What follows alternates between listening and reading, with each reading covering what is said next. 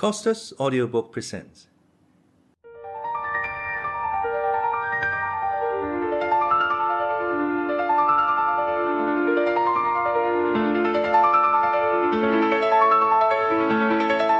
The Brothers Karamazov by Fyodor Dostoyevsky. Part 2, Book 4, Lacerations. Chapter 1, Father Ferapont. Alyosha was roused early, before daybreak. Father Zossima woke up feeling very weak, though he wanted to get out of bed and sit up in a chair. His mind was quite clear. His face looked very tired, yet bright and almost joyful. It bore an expression of gaiety, kindness, and cordiality. "Maybe I shall not live through the coming day," he said to Alyosha. Then he desired to confess and take the sacrament at once. He always confessed to Father Paisier. After taking the communion, the service of extreme unction followed. The monks assembled, and the cell was gradually filled up by the inmates of the hermitage. Meanwhile, it was daylight. People began coming from the monastery. After the service was over, the elder desired to kiss and take leave of everyone. As the cell was so small, the earlier visitors withdrew to make room for others. Alyosha stood beside the elder, who was seated again in his armchair. He talked as much as he could. Though his voice was weak, it was fairly steady. "I've been teaching you so many years, and therefore I've been talking aloud so many years, that I've got into the habit of talking, and so much so that it's almost more difficult for me to hold my tongue than to talk. Even now, in spite of my weakness, dear fathers and brothers." He jested, looking with emotion at the group round him. Alyosha remembered afterwards something of what he said to them, but though he spoke out distinctly and his voice was fairly steady, his speech was somewhat disconnected. He spoke of many things. He seemed anxious before the moment of death to say everything he had not said in his life, and not simply for the sake of instructing them, but as though thirsting to share with all men and all creation his joy and ecstasy, and once more in his life to open his whole heart. "Love one another, fathers," said Father Zossima, as far as Alyosha could remember afterwards. "Love God's people. Because we have come here and shut ourselves within these walls, we are no holier than those that are outside. But on the contrary, from the very fact of coming here, each of us has confessed to himself that he is worse than others, than all men on earth. And the longer the monk lives in his seclusion, the more keenly he must recognize that. Else he would have no reason to come here. When he realizes that he is not only worse than others, but that he is responsible to all men for all and everything, for all human sins, national and individual, only then the aim of our seclusion is attained. For know, dear ones, that every one of us is undoubtedly responsible for all men and everything on earth, not merely through the general sinfulness of creation, but each one personally for all mankind and every individual man. This knowledge is the crown of life for the monk and for every man. For monks are not a special sort of men, but only what all men ought to be. Only through that knowledge our heart grows soft with infinite, universal, inexhaustible love. Then every one of you will have the power to win over the whole world by love and to wash away the sins of the world with your tears. Each of you keep watch over your heart and confess your sins to yourself unceasingly. Be not afraid of your sins, even when perceiving them, if only there be penitence, but make no conditions with God. Again I say, be not proud. Be proud neither to the little nor to the great. Hate not those who reject you, who insult you, who abuse and slander you. Hate not the atheists, the teachers of evil, the materialists. And I mean not only the good ones, for there are many good ones among them, especially in our day. Hate not even the wicked ones. Remember them in your prayers thus. Save, O Lord, all those who have none to pray for them. Save too all those who will not pray. And add, it is not in pride that I make this prayer, O Lord, for I am lower than all men. Love God's people. Let not strangers draw away the flock. For if you slumber in your slothfulness and disdainful pride, or worse still, in covetousness, they will come from all sides and draw away your flock. Expound the gospel to the people unceasingly. Be not extortionate. Do not love gold and silver. Do not hoard them. Have faith. Cling to the banner and raise it on high. But the elder spoke more disconnectedly than Alyosha reported his words afterwards. Sometimes he broke off altogether, as though to take breath and recover his strength. But he was in a sort of ecstasy. They heard him with emotion, though many wondered at his words and found them obscure. Afterwards all remembered those words. When Alyosha happened for a moment to leave the cell, he was struck by the general excitement and suspense in the monks who were crowding about it. This anticipation showed itself in some by anxiety, in others by devout solemnity. All were expecting that some marvel would happen immediately after the elder's death. Their suspense was, from one point of view, almost frivolous, but even the most austere of the monks were affected by it. Father Percy's face looked the gravest of all. Alyosha was mysteriously summoned by a monk to see Rakitin, who had arrived from town with a singular letter for him from Madame Hohlakov. In it she informed Alyosha of a strange and very opportune incident. It appeared that among the women who had come on the previous day to receive Father Zossima's blessing, there had been an old woman from the town, a sergeant's widow, called Prohorovna.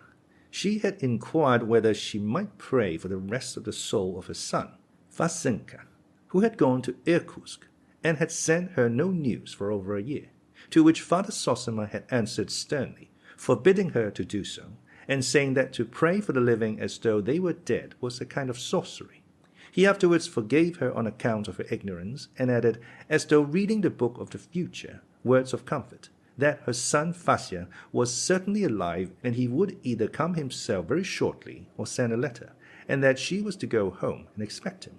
And, would you believe it, exclaimed Madame Hohlakov enthusiastically, the prophecy has been fulfilled literally indeed, and more than that.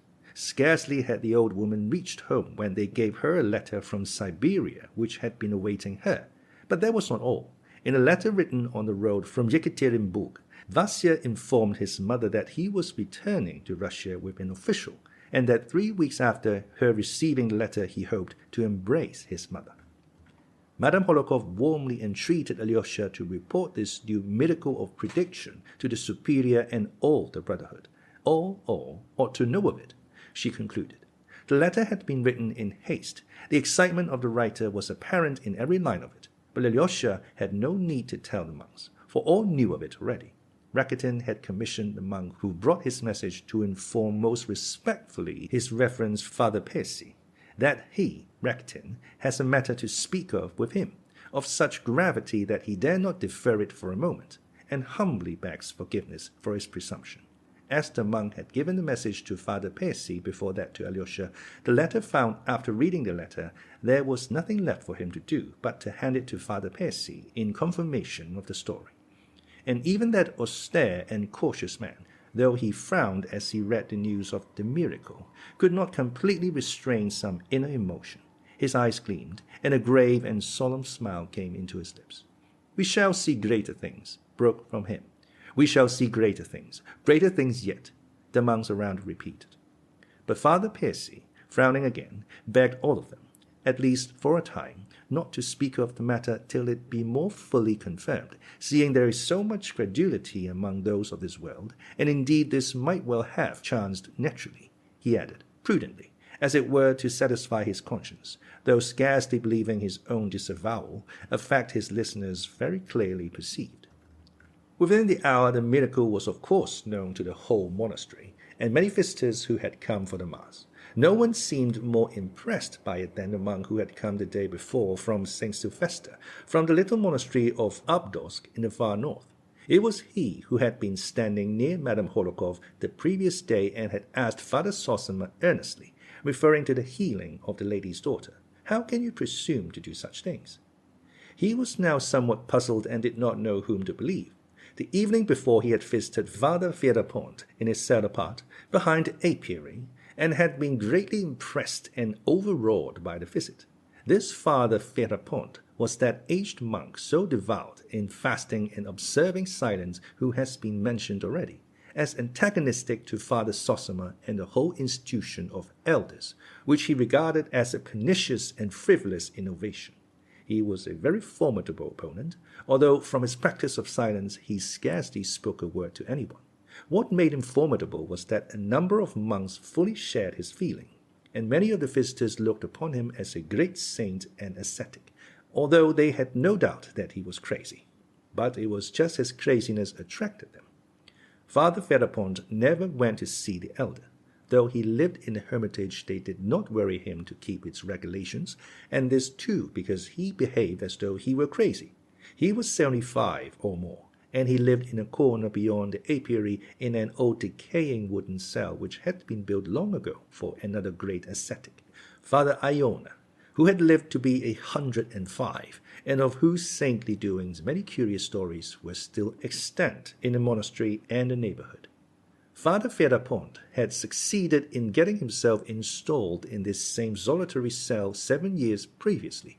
It was simply a peasant's hut, though it looked like a chapel, for it contained an extraordinary number of icons with lamps perpetually burning before them, which men brought to the monastery as offerings to God. Father Ferapont had been appointed to look after them and keep the lamps burning. It was said that he ate only 2 pounds of bread in 3 days. The beekeeper, who lived close by the apiary, used to bring him the bread every 3 days, and even to this man who waited upon him, Father Ferapont rarely uttered a word. The 4 pounds of bread, together with the sacrament bread, regularly sent him on Sundays after the late Mass by the Father Superior, made up his weekly rations. The water in his jug was changed every day. He rarely appeared at Mass. Visitors who came to do him homage saw him sometimes kneeling all day long at prayer without looking round. If he addressed them, he was brief, abrupt, strange, and almost always rude. On very rare occasions, however, he would talk to visitors, but for the most part he would utter some one strange saying which was a complete riddle, and no entreaties would induce him to pronounce a word in explanation. He was not a priest, but a simple monk. There was a strange belief, chiefly, however, among the most ignorant, that Father Ferapont had communication with heavenly spirits and would only converse with them, and so was silent with men. The monk from Abdorsk, having been directed to the apiary by the beekeeper, who was also a very silent and surly monk, went to the corner where Father Ferapont's cell stood.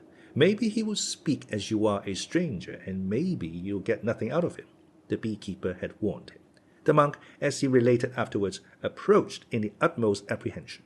It was rather late in the evening. Father Ferapont was sitting at the door of his cell on a low bench. A huge old elm was slightly rustling overhead.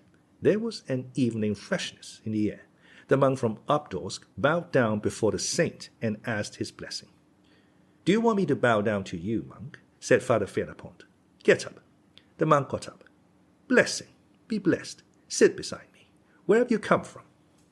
What most struck the poor monk was the fact that in spite of his strict fasting and great age, Father Ferapont still looked a vigorous old man. He was tall, held himself erect, and had a thin but fresh and healthy face. There was no doubt he still had considerable strength. He was of athletic build. In spite of his great age, he was not even quite gray, and still had very thick hair and a full beard, both of which had once been black. His eyes were gray, large and luminous, but strikingly prominent. He spoke with a broad accent. He was dressed in a peasant's long reddish coat of coarse convict cloth, and had a stout rope round his waist. His throat and chest were bare. Beneath his coat, his shirt of the coarsest linen showed almost black with dirt, not having been changed for months. They said that he wore irons weighing 30 pounds under his coat. His stockingless feet were thrust in old slippers almost dropping to pieces. "From the little Abdorsk monastery, from Sylvester," the monk answered humbly, whilst his keen and inquisitive but rather frightened little eyes kept watch on the hermit. "I have been at your Sylvester's. I used to stay there. Is Sylvester well?" The monk hesitated. "You are a senseless lot. How do you keep the fasts?" "Our dietary is according to the ancient conventual rules. During Lent, there are no meals provided for Monday, Wednesday, and Friday. For Tuesday and Thursday, we have white bread, stewed fruit with honey, wild berries, or salt cabbage and wholemeal stirabout. On Saturday, white cabbage soup, noodles with peas, kasha, or with ham oil. On weekdays, we have dried fish and kasha with the cabbage soup. From Monday till Saturday evening, 6 whole days in Holy Week, nothing is cooked, and we have only bread and water, and that sparingly. If possible, not taking food every day, just the same as is ordered for first week in Lent. On Good Friday, nothing is eaten. In the same way, on the Saturday, we have to fast till 3 o'clock, and then take a little bread and water and drink a single cup of wine. On Holy Thursday, we drink wine and have something cooked without oil or not cooked at all, inasmuch as the Laodicean Council lays down for Holy Thursday. It is unseemly but remitting the fast on the Holy Thursday to dishonor the whole of Lent. This is how we keep the fast. But what is that compared with you, Holy Father? Added the monk, growing more confident. For all the year round, even at Easter, you take nothing but bread and water.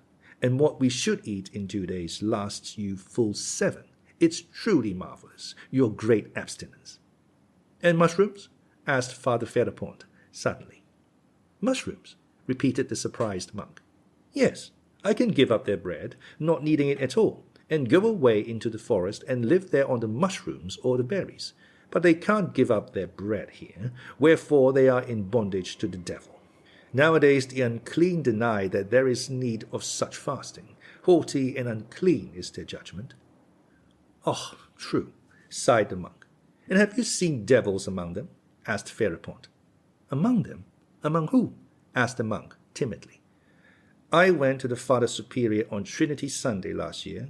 I haven't been since. I saw a devil sitting on one man's chest, hiding under his cassock, only his horns poked out. Another had one peeping out of his pocket with such sharp eyes, he was afraid of me. Another settled in the unclean belly of one. Another was hanging round a man's neck, and so he was carrying him about without seeing him. You can see spirits? The monk inquired. I tell you I can see through them.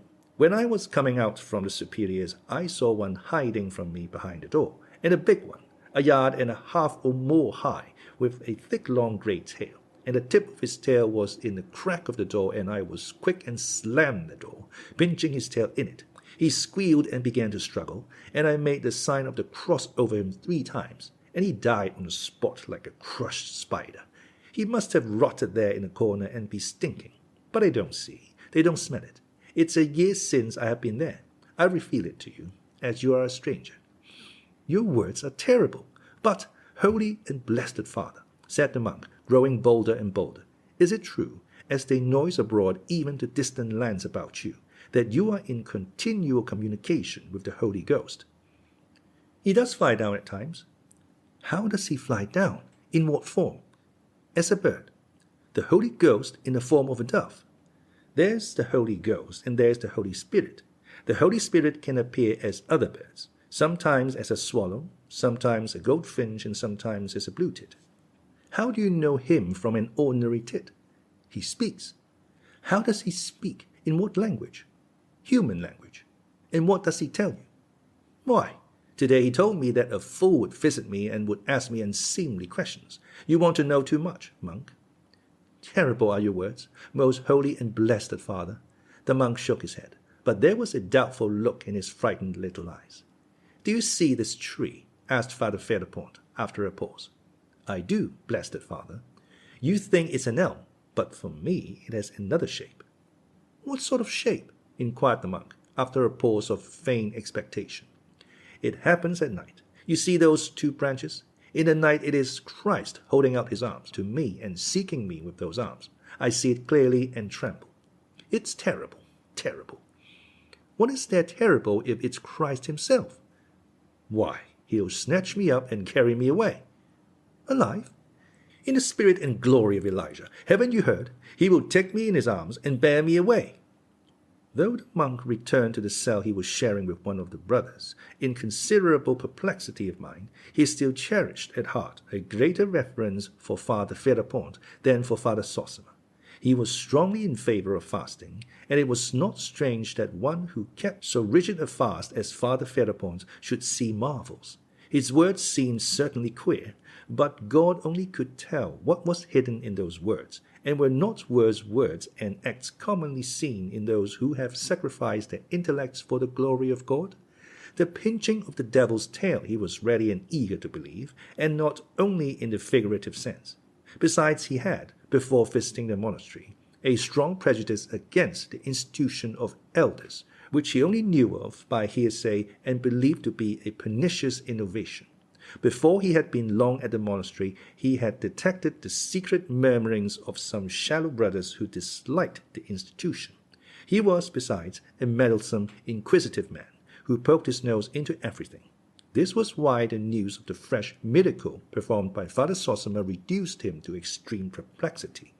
Alyosha remembered afterwards how the inquisitive quest from Obdorsk had been continually flitting to and fro from one group to another, listening and asking questions among the monks that were crowding within and without the elder's cell. But he did not pay much attention to him at the time, and only recollected it afterwards.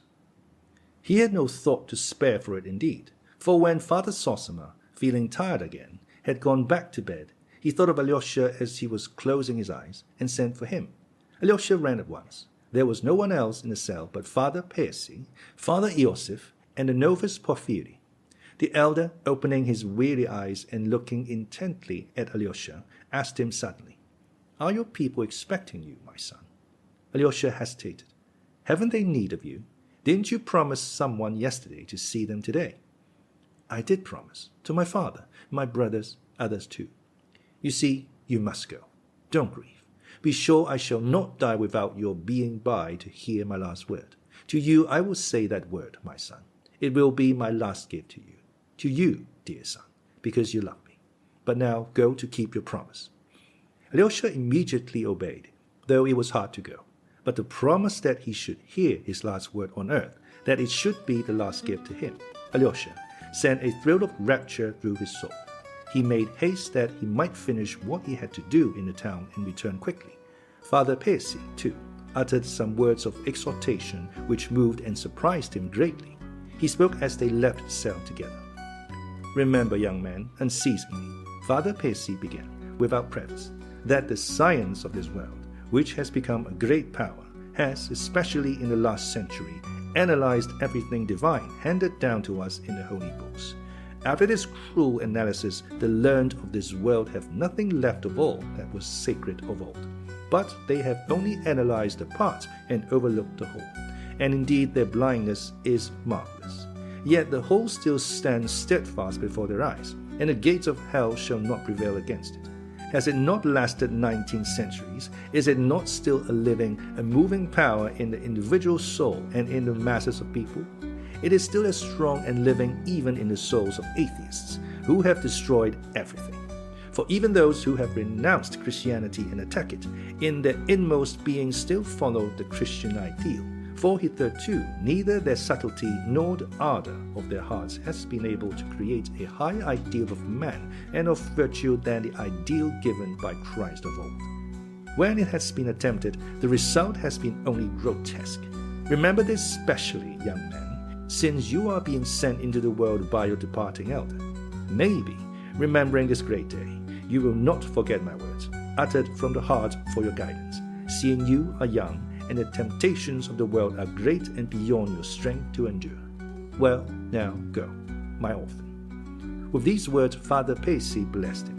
As Alyosha left the monastery and thought them over, he suddenly realized that he had met a new and unexpected friend, a warmly loving teacher, in this austere monk who had hitherto treated him sternly. It was as though Father Zossima had bequeathed him to him at his death, and perhaps that's just what had passed between them. Alyosha thought suddenly. The philosophic reflections he had just heard so unexpectedly testified to the warmth of Father Percy's heart. He was in haste to arm the boy's mind for conflict with temptation and to guard the young soul left in his charge with the strongest defense he could imagine.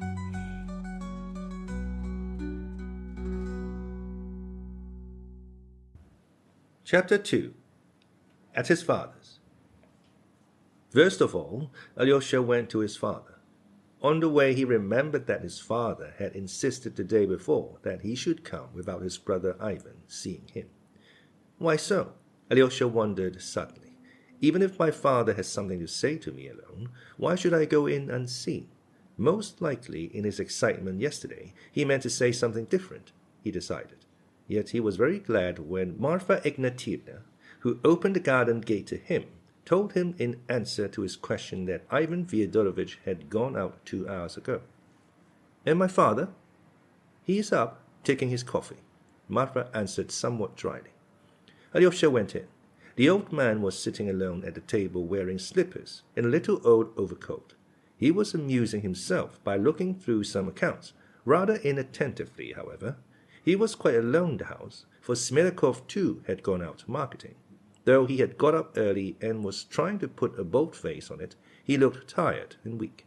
His forehead, upon which huge purple bruises had come out during the night, was bandaged with a red handkerchief. His nose, too, had swollen terribly in the night, and some smaller bruises covered it in patches, giving his whole face a peculiarly spiteful and irritable look. The old man was aware of this, and turned a hostile glance on Alyosha as he came in. "The coffee is cold," he cried harshly. "I won't offer you any. I've ordered nothing but a lantern fish soup today, and I don't invite anyone to share it. Why have you come?" "To find out how you are," said Alyosha. "Yes. Besides, I told you to come yesterday. It's all of no consequence. You need not have troubled. But I knew you'd come poking in directly." He said this with almost hostile feeling. At the same time he got up and looked anxiously in the looking-glass at his nose. He began, too, binding his red handkerchief more becomingly on his forehead. "Red's better. It's just like the hospital in a white one," he observed sententiously. "Well, how are things over there? How is your elder?" "He is very bad. He may die today," answered Alyosha. But his father had not listened, and had forgotten his own question at once. "Ivan's gone out," he said suddenly. "He is doing his utmost to carry off Mitya's betrothed. That's what he is staying here for," he added maliciously, and twisting his mouth, looked at Alyosha. "Surely he did not tell you so?" asked Alyosha. "Yes, he did, long ago. Would you believe it? He told me 3 weeks ago. You don't suppose he too came to murder me, do you? He must have had some object in coming." "What do you mean? Why do you say such things?" said Alyosha, troubled. "He doesn't ask for money, it's true, but yet he won't get a farthing from me.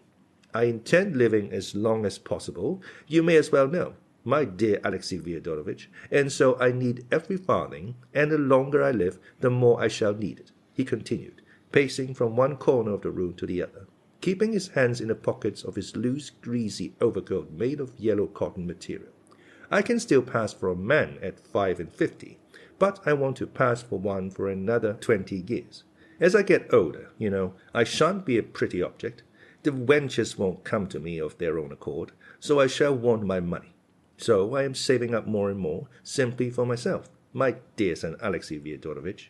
You may as well know. For I mean to go on in my sins to the end, let me tell you. For sin is sweet. All abuse it, but all men live in it. Only others do it on the sly, and I openly. And so all the other sinners fall upon me for being so simple. And your paradise, Alexey Fyodorovitch, is not to my taste, let me tell you that. And it's not the proper place for a gentleman, your paradise, even if it exists. I believe that I fall asleep and don't wake up again, and that's all. You can pray for my soul if you like, and if you don't want to, don't. Damn you. That's my philosophy. Ivan talked well here yesterday, though we were all drunk. Ivan is a conceited coxcomb, but he has no particular learning, nor education either. He sits silent and smiles at one without speaking. That's what pulls him through." Alyosha listened to him in silence. "Why won't he talk to me? If he does speak, he gives himself airs. Your Ivan is a scoundrel, and I'll marry Grushenka in a minute if I want to. For if you've money, Alexey Fyodorovitch, you have only to want a thing, and you can have it. That's what Ivan is afraid of. He is on the watch to prevent me getting married, and that's why he's egging on Mitya to marry Grushenka himself. He hopes to keep me from Grushenka by that. Besides, if Mitya marries Grushenka, Ivan will carry off his rich betrothed. That's what he's reckoning on. He's a scoundrel, your Ivan."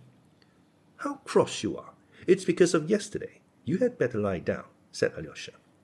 "There, you say that," the old man observed suddenly, as though it had struck him for the first time. "And I'm not angry with you. But if Ivan said it, I should be angry with him. It is only with you I have good moments, else you know I am an ill-natured man." "You are not ill-natured, but distorted," said Alyosha with a smile. "Listen, I meant this morning to get that ruffian Mitya locked up, and I don't know now what I shall decide about it. Of course, in these fashionable days, fathers and mothers are looked upon as a prejudice, but even now the law does not allow you to drag your old father about by the hair, to kick him in the face in his own house, and brag of murdering him outright, all in the presence of witnesses. If I liked, I could crush him and could have him locked up at once for what he did yesterday. Then you don't mean to take proceedings? Ivan has dissuaded me. I shouldn't care about Ivan, but there's another thing. And bending down to Alyosha, he went on in a confidential half-whisper. If I send the ruffian to prison, she'll hear of it and run to see him at once. But if she hears that he has beaten me, a weak-old man, within an inch of my life, she may give him up and come to me. For that's her way, everything by contraries. I know her through and through. Won't you have a drop of brandy? Take some cold coffee and I'll pour a quarter of a glass of brandy into it. It's delicious, my boy. No, thank you. I'll take that roll with me if I may, said Alyosha, and taking a halfpenny French roll, he put it in the pocket of his cassock. And you'd better not have brandy either, he suggested apprehensively, looking into the old man's face. You are quite right. It irritates my nerves instead of soothing them. Only one little glass. I'll get it out of the cupboard. He unlocked the cupboard, poured out a glass, drank it, then locked the cupboard and put the key back in his pocket. That's enough. One glass won't kill me. You see, you're in a better humor now, said Alyosha, smiling. I love you even without the brandy, but with scoundrels I am a scoundrel.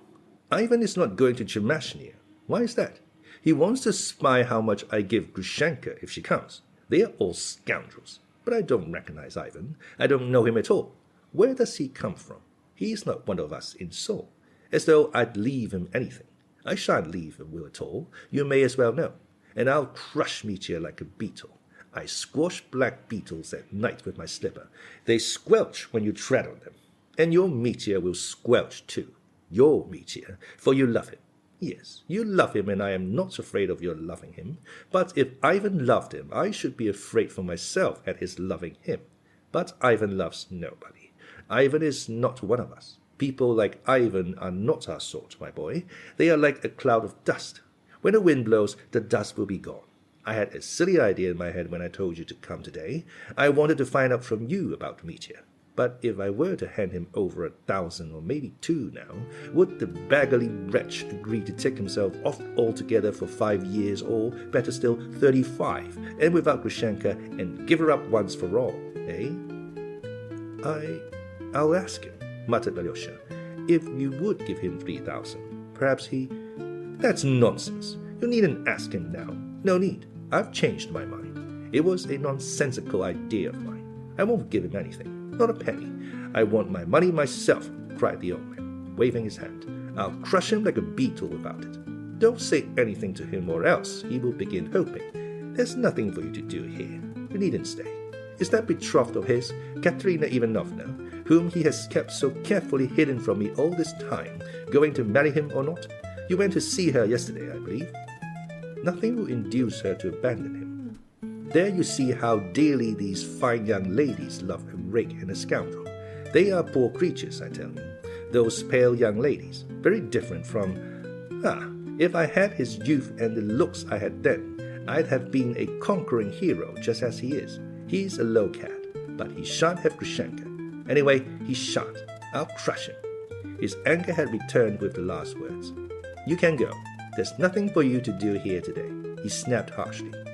Alyosha went up to say goodbye to him and kissed him on the shoulder. What's that for? The old man was a little surprised. We shall see each other again. Or do you think we shan't? Not at all. I didn't mean anything. Nor did I. I did not mean anything, said the old man, looking at him. Listen, he shouted after him. Make haste and come again, and I'll have a fish soup for you. A fine one. Not like today. Be sure to come. Come tomorrow. Do you hear? Tomorrow. And as soon as Alyosha had gone out of the door, he went to the cupboard again and poured out another half-glass. I won't have more, he muttered, clearing his throat. And again he locked the cupboard and put the key in his pocket. Then he went into his bedroom, lay down on the bed, exhausted, and in 1 minute he was asleep.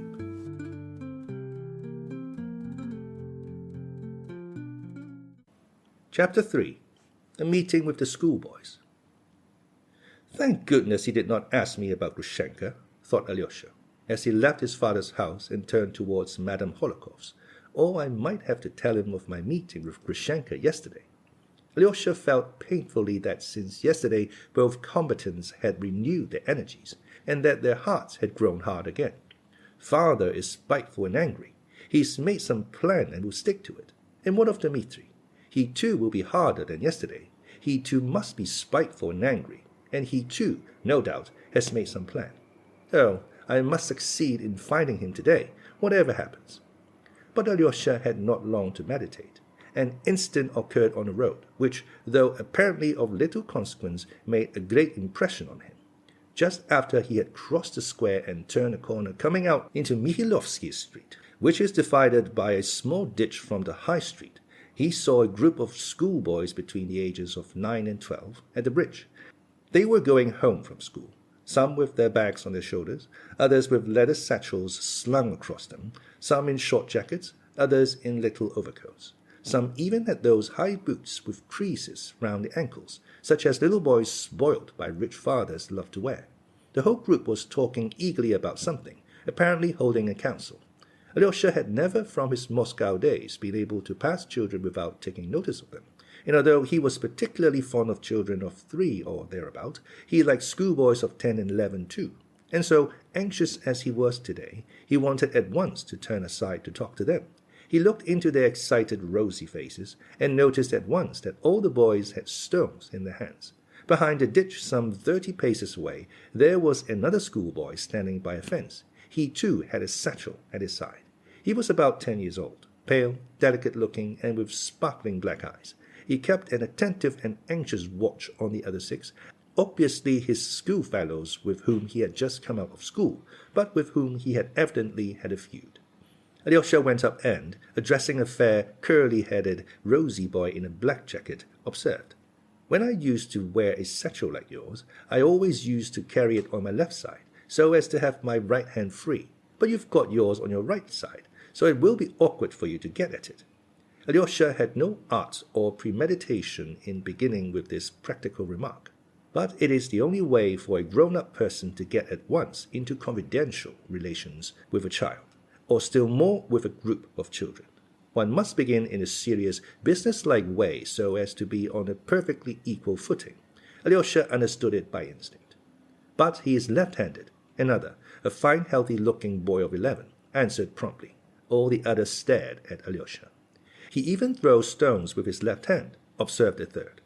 At that instant a stone flew into the group, but only just grazed the left-handed boy, though it was well and vigorously thrown by the boy standing the other side of the ditch. "Give it him! Hit him back, Smirnov!" they all shouted. But Smirnov, the left-handed boy, needed no telling, and at once revenged himself. He threw a stone, but it missed the boy and hit the ground. The boy the other side of the ditch, the pocket of whose coat was visibly bulging with stones, flung another stone at the group. This time it flew straight at Alyosha and hit him painfully on the shoulder. "He aimed it at you. He meant it for you. You are Karamazov. Karamazov," the boy shouted, laughing. "Come, all throw at him at once." And 6 stones flew at the boy. One struck the boy on the head and he fell down, but at once leapt up and began ferociously returning their fire.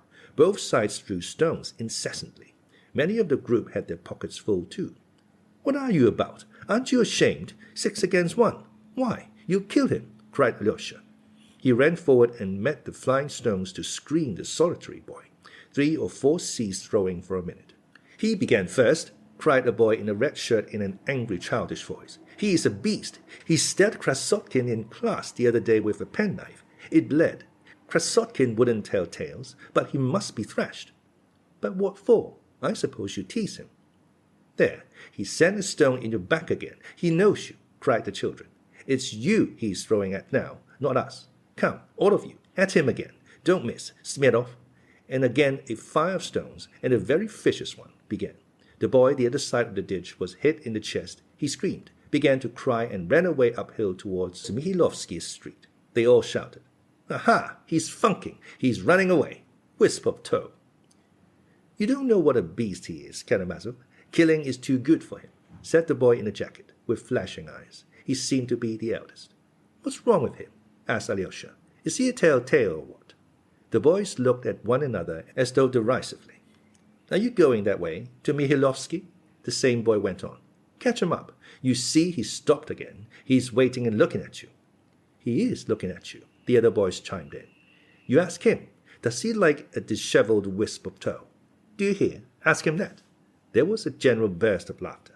Alyosha looked at him, and they at him. Don't go near him. He'll hurt you, cried Smirnov in a warning voice. I shan't ask him about a wisp of tow, for I expect you tease him with that question somehow. But I'll find out from him why you hate him so. Find out then. Find out, cried the boys, laughing. Alyosha crossed the bridge and walked uphill by the fence, straight towards the boy. You'd better look out, the boys called after him. He won't be afraid of you. He'll stab you in a minute, on the sly, as he did Krasokin. The boy waited for him without budging.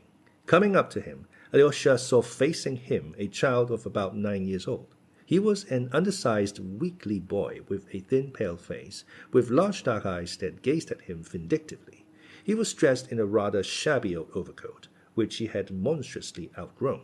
His spare arms struck out beyond his sleeves. There was a large patch on the right knee of his trousers, and in his right boot, just at the toe, there was a big hole in the leather, carefully blackened with ink. Both the pockets of his greatcoats were weighed down with stones. Alyosha stopped 2 steps in front of him, looking inquiringly at him. The boy, seeing at once from Alyosha's eyes that he won't beat him, became less defiant, and addressed him first. I'm alone, and there are 6 of them. I'll beat them all, alone, he said suddenly, with flashing eyes. I think one of the stones must have hurt you badly, observed Alyosha. But I hit Smirnov on the head, cried the boy. They told me that you know me, and that you threw a stone at me on purpose, said Alyosha. The boy looked darkly at him. I don't know you. Do you know me? Alyosha continued. Let me alone, the boy cried irritably, but he did not move, as though he were expecting something, and again there was a vindictive light in his eyes. Very well, I'm going, said Alyosha. Only I don't know you, and I don't tease you. They told me how they tease you, but I don't want to tease you. Goodbye. Monk in silk trousers, cried the boy, following Alyosha with the same vindictive and divine expression, and he threw himself into an attitude of defense, feeling sure that now Alyosha would fall upon him. But Alyosha turned, looked at him, and walked away. He had not gone 3 steps before the biggest stone the boy had in his pocket hit him a painful blow in the back. So you hit a man from behind. They tell the truth, then, when they say that you attack on the sly, said Alyosha, turning round again. This time the boy threw a stone savagely right into Alyosha's face, but Alyosha just had time to guard himself, and the stone struck him on the elbow. Aren't you ashamed? What have I done to you? He cried. The boy waited in silent defiance, certain that now Alyosha would attack him. Seeing that even now he would not, his rage was like a little wild beast's. He flew at Alyosha himself, and before Alyosha had time to move, the spiteful child had seized his left hand with both of his and bit his middle finger. He fixed his teeth in it, and it was 10 seconds before he let go. Alyosha cried out with pain and pulled his finger away with all his might. The child let go at last and retreated to his former distance. Alyosha's finger had been badly bitten to the bone, close to the nail. It began to bleed. Alyosha took out his handkerchief and bound it tightly round his injured hand. He was a full minute bandaging it. The boy stood waiting all the time. At last Alyosha raised his gentle eyes and looked at him. Very well, he said. You see how badly you've bitten me. That's enough, isn't it? Now tell me, what have I done to you? The boy stared in amazement. Though I don't know you, and it's the first time I've seen you, Alyosha went on with the same serenity. Yet I must have done something to you. You wouldn't have hurt me like this for nothing. So, what have I done? How have I wronged you? Tell me. Instead of answering, the boy broke into a loud, tearful wail and ran away. Alyosha walked slowly after him towards Mihailovsky Street, and for a long time he saw the child running in the distance as fast as ever, not turning his head, and no doubt still keeping up his tearful wail. He made up his mind to find him out as soon as he had time, and to solve this mystery. Just now he had not the time.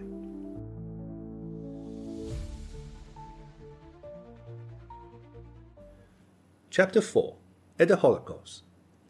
Alyosha soon reached Madame Hohlakov's house, a handsome stone house of 2 stories, one of the finest in our town, though Madame Hohlakov spent most of her time in another province where she had an estate, or in Moscow, where she had a house of her own.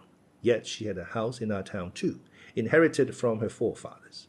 The estate in our district was the largest of her 3 estates, yet she had been very little in our province before this time. She ran out to Alyosha in the hall.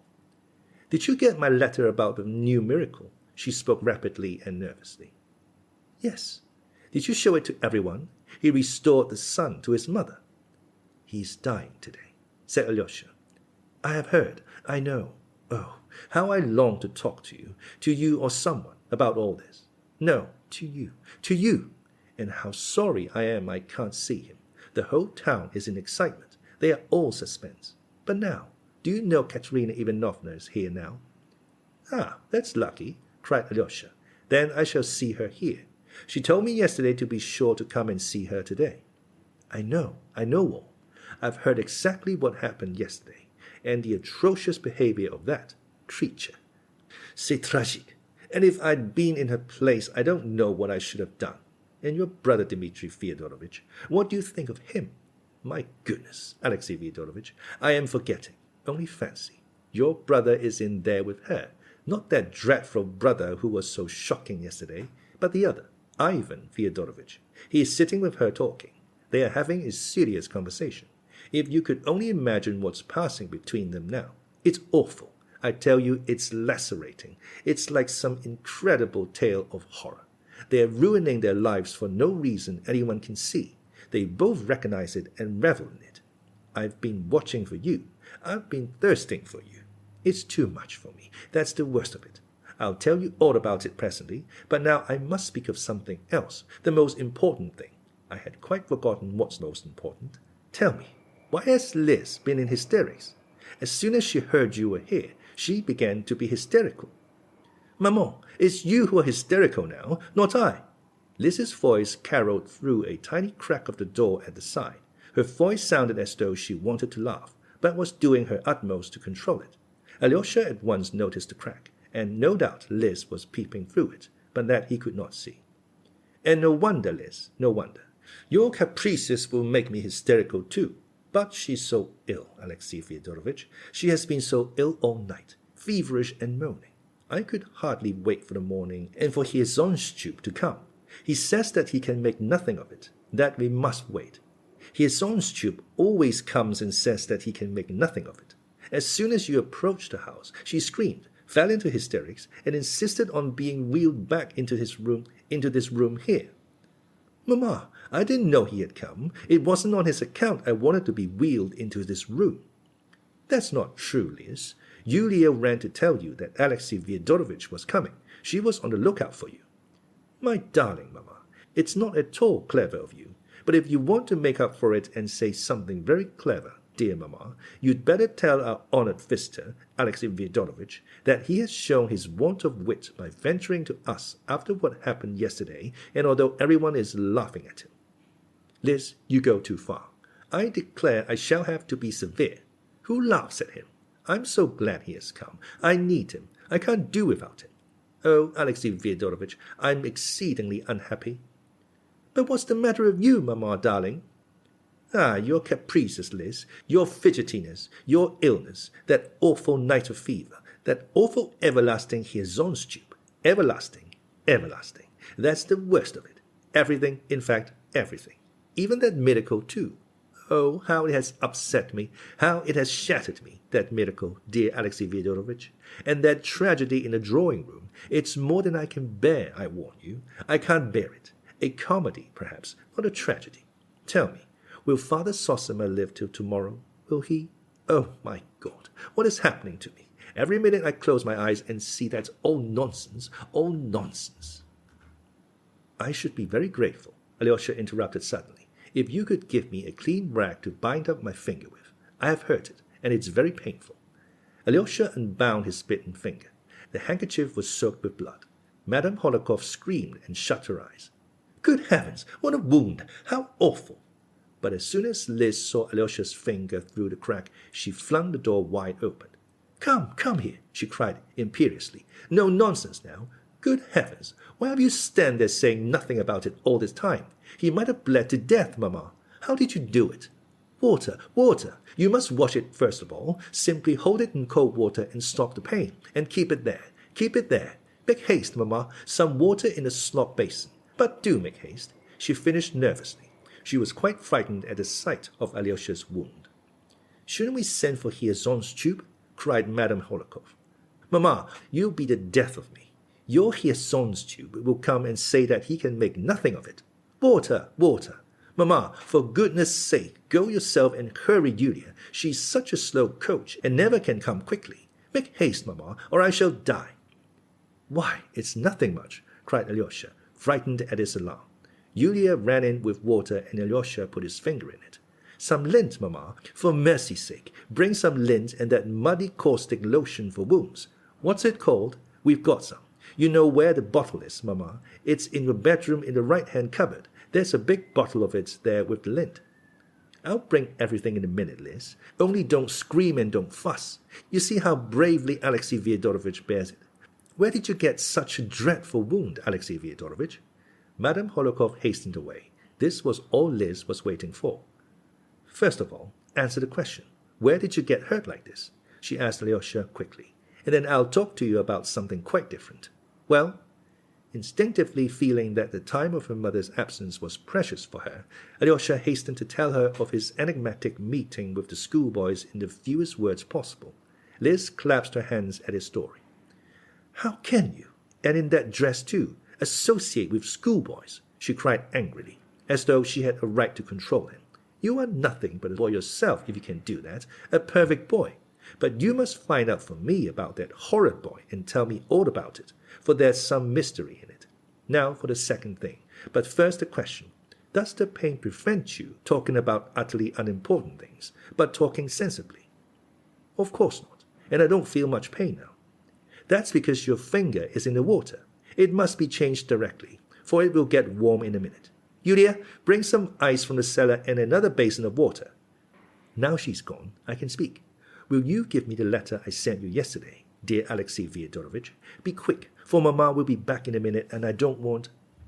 I haven't got the letter. That's not true. You have. I knew you would say that. You've got it in that pocket. I've been regretting that joke all night. Give me back the letter at once. Give it me.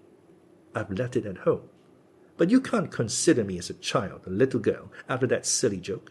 I beg your pardon for that silliness, but you must bring me the letter, if you really haven't got it. Bring it today. You must. You must.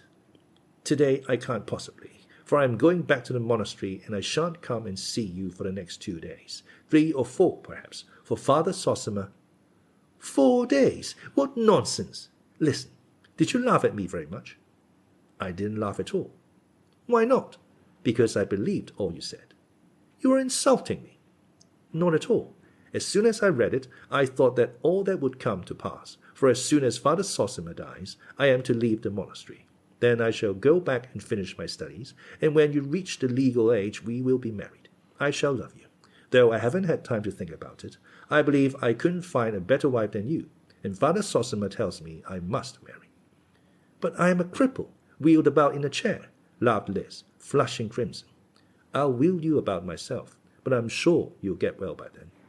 But you're mad, said Liz, nervously, to make all this nonsense out of a joke. Here's Mamma, very apropos, perhaps. Mamma, how slow you always are. How can you be so long? And here's Yulia with the ice. Oh, Liz, don't scream. Above all things, don't scream. That scream drives me. How can I help it when you put lint in another place? I've been hunting and hunting. I do believe you did it on purpose. But I couldn't tell that he would come with a bad finger, or else perhaps I might have done it on purpose. My darling Mamma, you begin to say really witty things. Never mind my being witty, but I must say you show nice feeling for Alexey Fyodorovich's sufferings. Oh, my dear Alexey Fyodorovich, what's killing me is no one thing in particular, not his own tube, but everything together. That's what is too much for me. That's enough, Mamma. Enough about his own tube. Liz laughed gaily. Make haste with the lint and the lotion, Mamma. That's simply Goulard's water, Alexey Fyodorovich. I remember the name now, but it's a splendid lotion. Would you believe it, Mamma? On the way here, he had a fight with the boys in the street, and it was a boy bit his finger. Isn't he a child himself? Is he fit to be married after that? For only fancy, he wants to be married, Mamma. Just think of him married. Wouldn't it be funny? Wouldn't it be awful? and Liz kept laughing her thin, hysterical giggle, looking slyly at Alyosha. "But why married, Liz? What makes you talk of such a thing? It's quite out of place, and perhaps the boy was rabid." "Why, Mama? As though there were rabid boys." "Why not, Liz? As though I had said something stupid. Your boy might have been bitten by a mad dog and he would become mad and bite anyone near him. How well she has managed it, Alexey Fyodorovich. I couldn't have done it. Do you still feel the pain?" "It's nothing much now." "You don't feel afraid of water?" asked Liz. "Come, that's enough, Liz. Perhaps I really was rather too quick talking of the boy being rabid, and you pounced upon it at once. Katerina Ivanovna has only just heard that you are here, Alexey Fyodorovich. She simply rushed at me. She's dying to see you. Dying." "Heck, Mama, go to them yourself. He can't go just now. He is in too much pain." "Not at all. I can go quite well," said Alyosha. "What? You're going away? Is that what you say?" "Well, when I've seen them, I'll come back here and we can talk as much as you like. But I should like to see Katerina Ivanovna at once, for I am very anxious to be back at the monastery as soon as I can." "Mamma, take him away quickly. Alexey Fyodorovich, don't trouble to come and see me afterwards, but go straight back to your monastery and a good riddance. I want to sleep. I didn't sleep all night." "Ah, Liz, you're only making fun, but how I wish you would sleep," cried Madame Hohlakov. "I don't know what I've done. I'll stay another 3 minutes, 5 if you like," muttered Alyosha. "Even 5? Do you take him away quickly, Mamma? He is a monster." "Liz, you are crazy. Let us go, Alexey Fyodorovich. She is too capricious today. I am afraid to cross her. Oh, the trouble one has with nervous girls. Perhaps she really will be able to sleep after seeing you. How quickly you have made her sleepy, and how fortunate it is." "Ah, Mamma, how sweetly you talk. I must kiss you for it, Mamma." "And I kiss you too, Liz."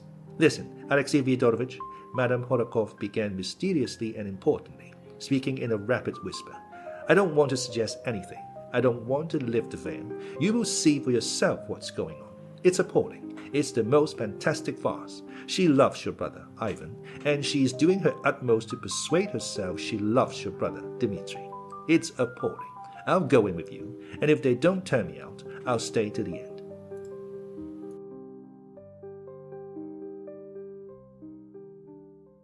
Chapter 5. A laceration in the drawing room. But in the drawing room, the conversation was already over. Katerina Ivanovna was greatly excited, though she looked resolute. At the moment Alyosha and Madame Hohlakov entered, Ivan Fyodorovich stood up to take leave. His face was rather pale, and Alyosha looked at him anxiously. For this moment was to solve a doubt, a harassing enigma which had for some time haunted Alyosha. During the preceding month it had been several times suggested to him that his brother Ivan was in love with Katerina Ivanovna, and, what was more, that he meant to carry her off from Dmitri. Until quite lately the idea seemed to Alyosha monstrous, though it worried him extremely. He loved both his brothers, and dreaded such rivalry between them. Meantime, Dmitri had said outright on the previous day that he was glad that Ivan was his rival, and that it was a great assistance to him, Dmitri. In what way did it assist him? To marry Grushenka? But that Alyosha considered the worst thing possible. Besides all this, Alyosha had till the evening before implicitly believed that Katerina Ivanovna had a steadfast and passionate love for Dmitri. But he had only believed it till the evening before. He had fancied, too, that she was incapable of loving a man like Ivan, and that she did love Dmitri, and loved him just as he was, in spite of all the strangeness of such a passion. But during yesterday's scene with Grushenka, another idea had struck him. The word lacerating, which Madame Hohlakov had just uttered, almost made him start, because half waking up towards daybreak that night he had cried out, "Laceration, laceration," probably applying it to his dream. He had been dreaming all night of the previous day's scene at Katerina Ivanovna's.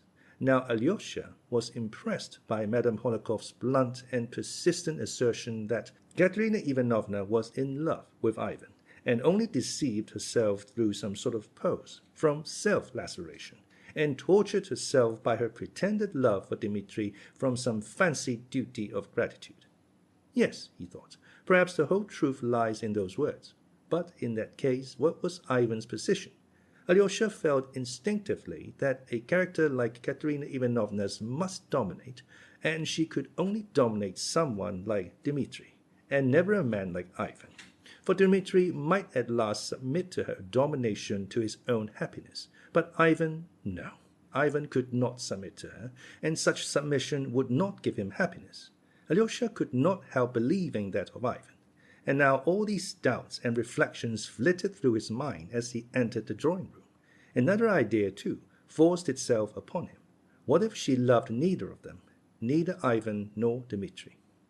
It must be noted that Alyosha felt as it were ashamed of his own thoughts and blamed himself when they kept recurring to him during the last month.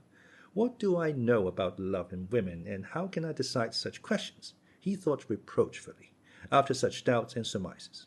And yet it was impossible not to think about it. He felt instinctively that this rivalry was of immense importance in his brothers' lives, and that a great deal depended upon it.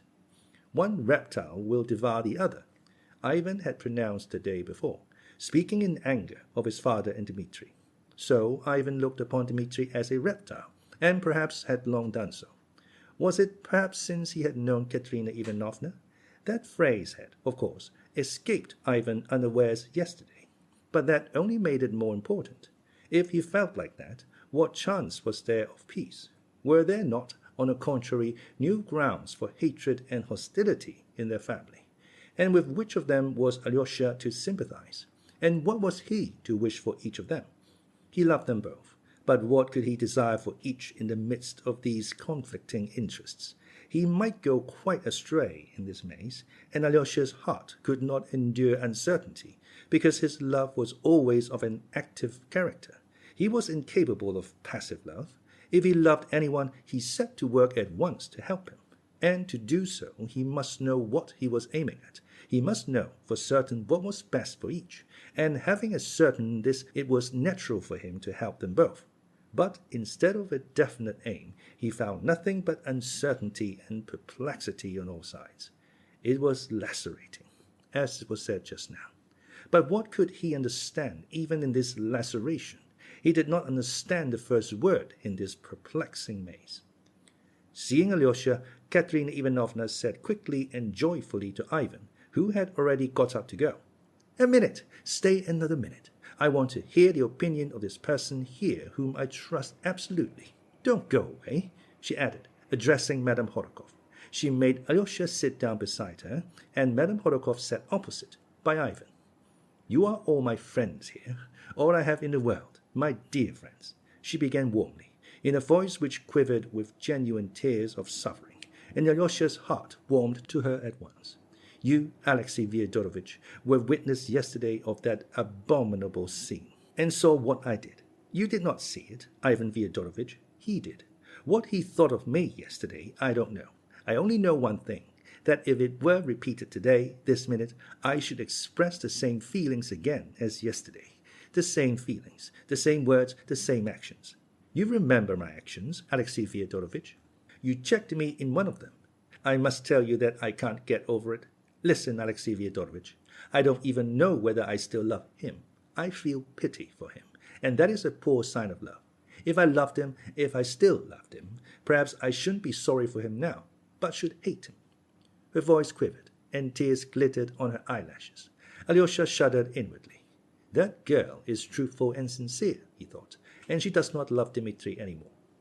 That's true, cried Madame Hohlakov. "Wait, dear. I haven't told you the chief, the final decision I came to during the night.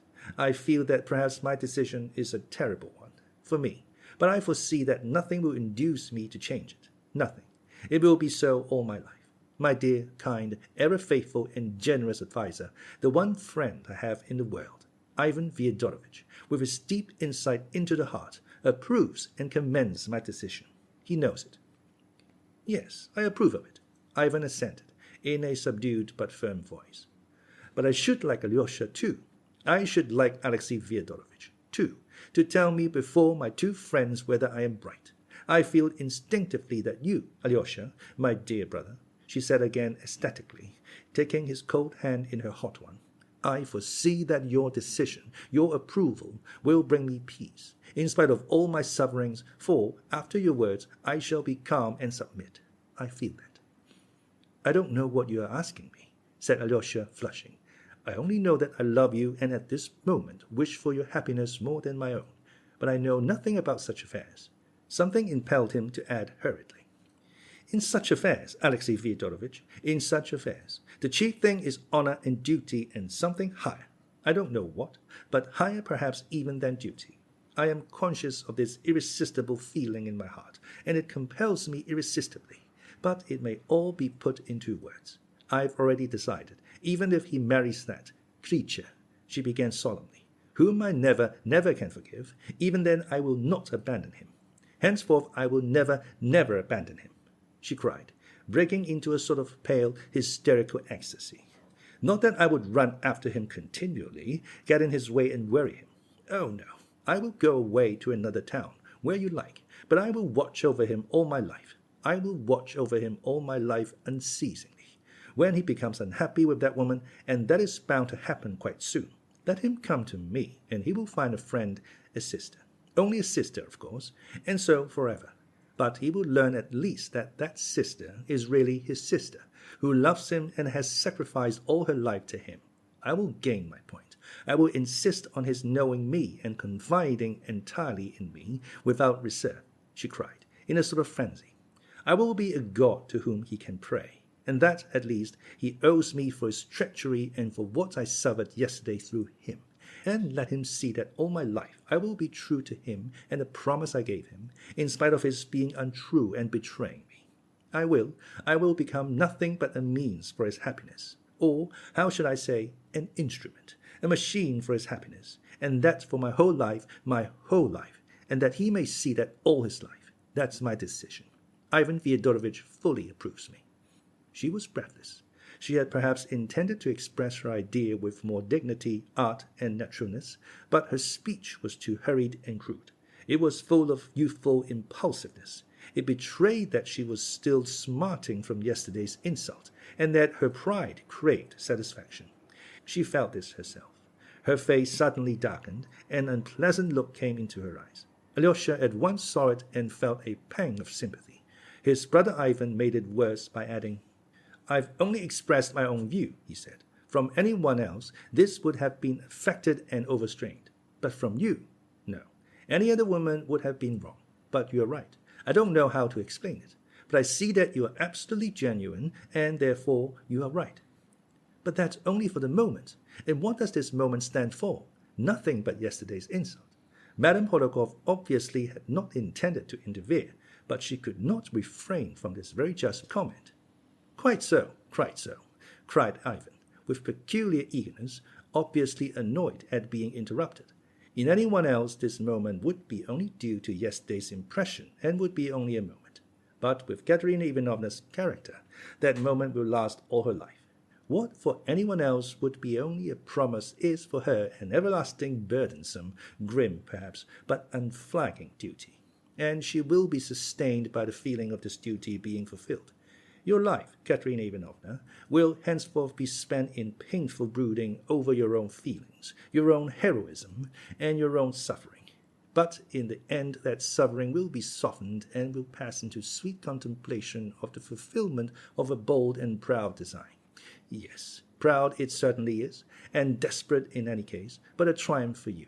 And the consciousness of it will at last be a source of complete satisfaction and will make you resigned to everything else. This was unmistakably said with some malice and obviously with intention, even perhaps with no desire to conceal that he spoke ironically and with intention. Oh dear, how mistaken it all is, Madame Hohlakov cried again. Alexey Fyodorovitch, you speak. I want dreadfully to know what you will say, cried Katerina Ivanovna, and burst into tears. Alyosha got up from the sofa. It's nothing, she went on through her tears. I'm upset. I didn't sleep last night. But by the side of two such friends as you and your brother, I still feel strong, for I know you too will never desert me. Unluckily, I am obliged to return to Moscow, perhaps tomorrow, and to leave you for a long time, and unluckily it's unavoidable, Ivan said suddenly. Tomorrow to Moscow? Her face was suddenly contorted. But, dear me, how fortunate, she cried in a voice suddenly changed. In one instant there was no trace left of her tears. She underwent an instantaneous transformation which amazed Alyosha. Instead of a poor, insulted girl weeping in a sort of laceration, he saw a woman completely self-possessed and even exceedingly pleased, as though something agreeable had just happened. Oh, not fortunate that I am losing you, of course not, she corrected herself suddenly, with a charming society smile. Such a friend as you are could not suppose that. I am only too unhappy at losing you. She rushed impulsively at Ivan, and seizing both his hands, pressed them warmly. But what is fortunate is that you will be able in Moscow to see Auntie and Agafya and to tell them all the horror of my present position. You can speak with complete openness to Agafya, but spare dear Auntie. You will know how to do that. You can't think how wretched I was yesterday and this morning, wondering how I could write them that dreadful letter, for one can never tell such things in a letter. Now it will be easy for me to write, for you will see them and explain everything. Oh, how glad I am. But I am only glad of that. Believe me, of course, no one can take your place. I will run at once to write the letter. She finished suddenly, and took a step as though to go out of the room. And what about Alyosha and his opinion, which you were so desperately anxious to hear? Cried Madame Hohlakov. There was a sarcastic, angry note in her voice. I had not forgotten that, cried Katerina Ivanovna, coming to a sudden standstill. And why are you so antagonistic at such a moment? She added, with warm and bitter reproachfulness. What I said, I repeat. I must have his opinion. More than that, I must have his decision. As he says, so it shall be. You see how anxious I am for your words, Alexey Fyodorovitch, but what's the matter? I couldn't have believed it. I can't understand it.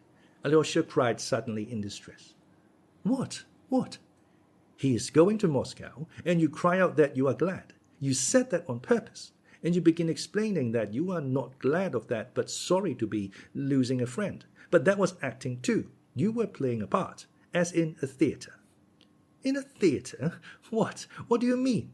Exclaimed Katerina Ivanovna, profoundly astonished, flushing crimson and frowning. Though you assure him you are sorry to lose a friend in him, you persist in telling him to his face that it's fortunate he is going, said Alyosha breathlessly. He was standing at the table and did not sit down. What are you talking about? I don't understand. I don't understand myself. I seem to see in the flesh. I know I'm not saying it properly, but I'll say it all the same. Alyosha went on in the same shaking and broken voice. What I see is that perhaps you don't love Dmitri at all, and never have, from the beginning. And Dmitri, too, has never loved you, and only esteems you. I really don't know how I dare to say all this, but somebody must tell the truth, for nobody here will tell the truth. What truth? Cried Katerina Ivanovna, and there was an hysterical ring in her voice. I will tell you, Alyosha went on with desperate haste, as though he were jumping from the top of a house. Call Dmitri. I will fetch him, and let him come here and take your hand and take Ivan's and join your hands. For you're torturing Ivan, simply because you love him, and torturing him because you love Dmitri through self-laceration, with an unreal love, because you've persuaded yourself. Alyosha broke off and was silent. You are a little religious idiot. That's what you are, Katerina Ivanovna snapped. Her face was white and her lips were moving with anger. Ivan suddenly laughed and got up. His hat was in his hand. You are mistaken, my good Alyosha, he said, with an expression Alyosha had never seen in his face before, an expression of youthful sincerity and strong, irresistibly frank feeling. Katerina Ivanovna has never cared for me. She has known all the time that I cared for her, though I never said a word of my love to her. She knew, but she didn't care for me. I've never been her friend either, not for one moment. She is too proud to need my friendship. She kept me at her side as a means of revenge. She revenged with me and on me all the insults which she has been continually receiving from Dmitri ever since their first meeting. For even that first meeting has rankled in her heart as an insult. That's what her heart is like. She has talked to me of nothing but her love for him. I'm going now. But believe me, Katerina Ivanovna, you really love him. And the more he insults you, the more you love him. That's your laceration. You love him just as he is. You love him for insulting you. If he reformed, you'd give him up at once and cease to love him. but you need him so as to contemplate continually your heroic fidelity and to reproach him for infidelity. And it all comes from your pride. Oh, there's a great deal of humiliation and self-abasement about it, but it all comes from pride. I'm too young and I've loved you too much. I know that I ought not to say this, that it would be more dignified on my part simply to leave you, and it would be less offensive for you. But I'm going far away, and shall never come back. It is forever. I don't want to sit beside a laceration, but I don't know how to speak now. I've said everything. Goodbye, Katerina Ivanovna. You can't be angry with me, for I am 100 times more severely punished than you, if only by the fact that I shall never see you again. Goodbye. I don't want your hand. You have tortured me too deliberately for me to be able to forgive you at this moment. I shall forgive you later, but now I don't want your hand. Den Dank, Dame. Begehr ich nicht, he added, with a forced smile, showing, however, that he could read Schiller, and read him till he knew him by heart, which Alyosha would never have believed. He went out of the room without saying goodbye even to his hostess, Madame Hohlakov. Alyosha clasped his hands. Ivan, he cried desperately after him. Come back, Ivan. No, nothing will induce him to come back now, he cried again, regretfully realizing it. But it's my fault, my fault. I began it. Ivan spoke angrily, wrongly, unjustly and angrily. He must come back here. Come back! Alyosha kept exclaiming frantically. Katerina Ivanovna went suddenly into the next room. You have done no harm. You behaved beautifully, like an angel. Madame Hohlakov whispered rapidly and ecstatically to Alyosha. I will do my utmost to prevent Ivan Fyodorovitch from going. Her face beamed with delight, to the great distress of Alyosha. But Katerina Ivanovna suddenly returned. She had 200-ruble notes in her hand. I have a great favor to ask of you, Alexey Fyodorovitch, she began, addressing Alyosha with an apparently calm and even voice, as though nothing had happened. A week, yes, I think it was a week ago, Dmitri Fyodorovitch was guilty of a hasty and unjust action, a very ugly action. There is a low tavern here, and in it he met that discharged officer, that captain, whom your father used to employ in some business. Dmitri Fyodorovitch somehow lost his temper with this captain, seized him by the beard and dragged him out into the street and for some distance along it in that insulting fashion. And I'm told that his son, a boy, quite a child, who is at the school here, saw it and ran beside them crying and begging for his father, appealing to everyone to defend him, while everyone laughed. You must forgive me, Alexey Fyodorovitch. I cannot think without indignation of that disgraceful action of his, one of those actions of which only Dmitri Fyodorovitch would be capable in his anger and in his passions. I can't describe it even, I can't find my words. I've made inquiries about his victim, and find he is quite a poor man. His name is Snegiryov. He did something wrong in the army and was discharged. I can't tell you what. And now he has sunk into terrible destitution, with his family, an unhappy family of sick children, and I believe an insane wife. He has been living here a long time. He used to work as a copying clerk, but now he is getting nothing. I thought of you.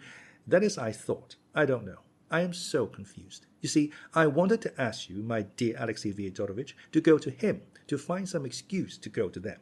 I mean, to that captain.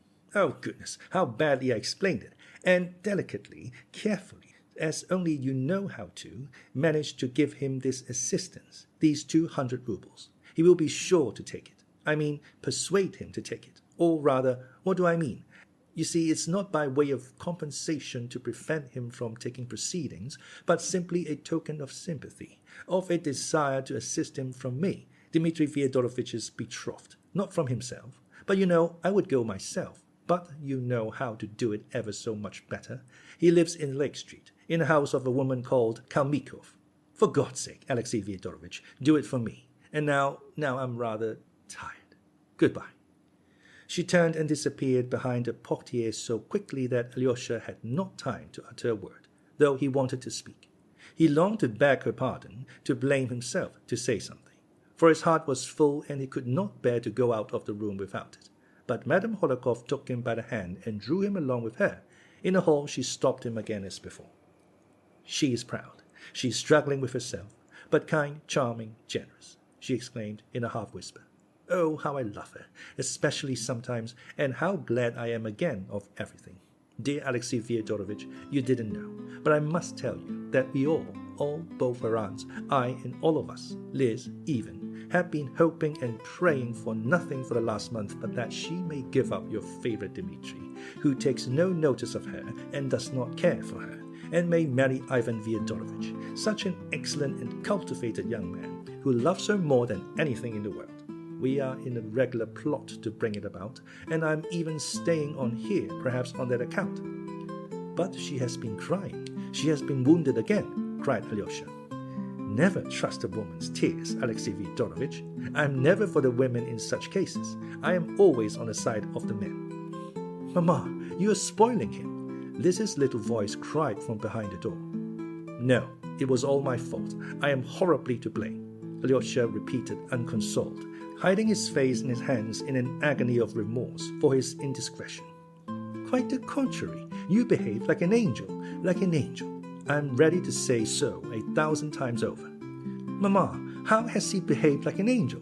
Liz's voice was heard again. I somehow fancied all at once, Alyosha went on as though he had not heard Liz, that she loved Ivan, and so I said that stupid thing. What will happen now? To whom? To whom? Cried Liz. Mamma, you really want to be the death of me? I ask you and you don't answer. At the moment, the maid ran in. Katerina Ivanovna is ill. She is crying, struggling, hysterics. What is the matter? Cried Liz, in a tone of real anxiety. Mamma, I shall be having hysterics, and not she. Liz, for mercy's sake, don't scream, don't persecute me. At your age, one can't know everything that grown-up people know. I'll come and tell you everything you ought to know. Oh, mercy on us. I'm coming. Hysterics is a good sign, Alexey Fyodorovich. It's an excellent thing that she is hysterical. That's just as it ought to be. In such cases, I am always against a woman, against all these feminine tears and hysterics. Run and say, Yulia, that I'll fly to her. As for Ivan Fyodorovich's going away like that, it's her own fault, but he won't go away. Liz, for mercy's sake, don't scream. Oh yes, you are not screaming. It's I am screaming. Forgive your mamma, but I am delighted. Did you notice, Alexey Fyodorovich, how young Ivan Fyodorovich was just now when he went out, when he said all that and went out? I thought he was so learned, such a savant, and all of a sudden he behaved so warmly, openly, and youthfully, with such youthful inexperience, and it was all so fine, like you. And the way he repeated that German verse, it was just like you. But I must fly. Alexey Fyodorovich, make haste to carry out her commission, and then make haste back. Liz, do you want anything now? For mercy's sake, don't keep Alexey Fyodorovich a minute. He will come back to you at once. Madame Hohlakov at last ran off. Before leaving, Alyosha would have opened the door to see Liz. On no account, cried Liz. On no account now. Speak through the door. How have you come to be an angel? That's the only thing I want to know. For an awful piece of stupidity. Liz, goodbye. Don't dare to go away like that, Liz was beginning. Liz, I have a real sorrow. I'll be back directly, but I have a great sorrow. And he ran out of the room.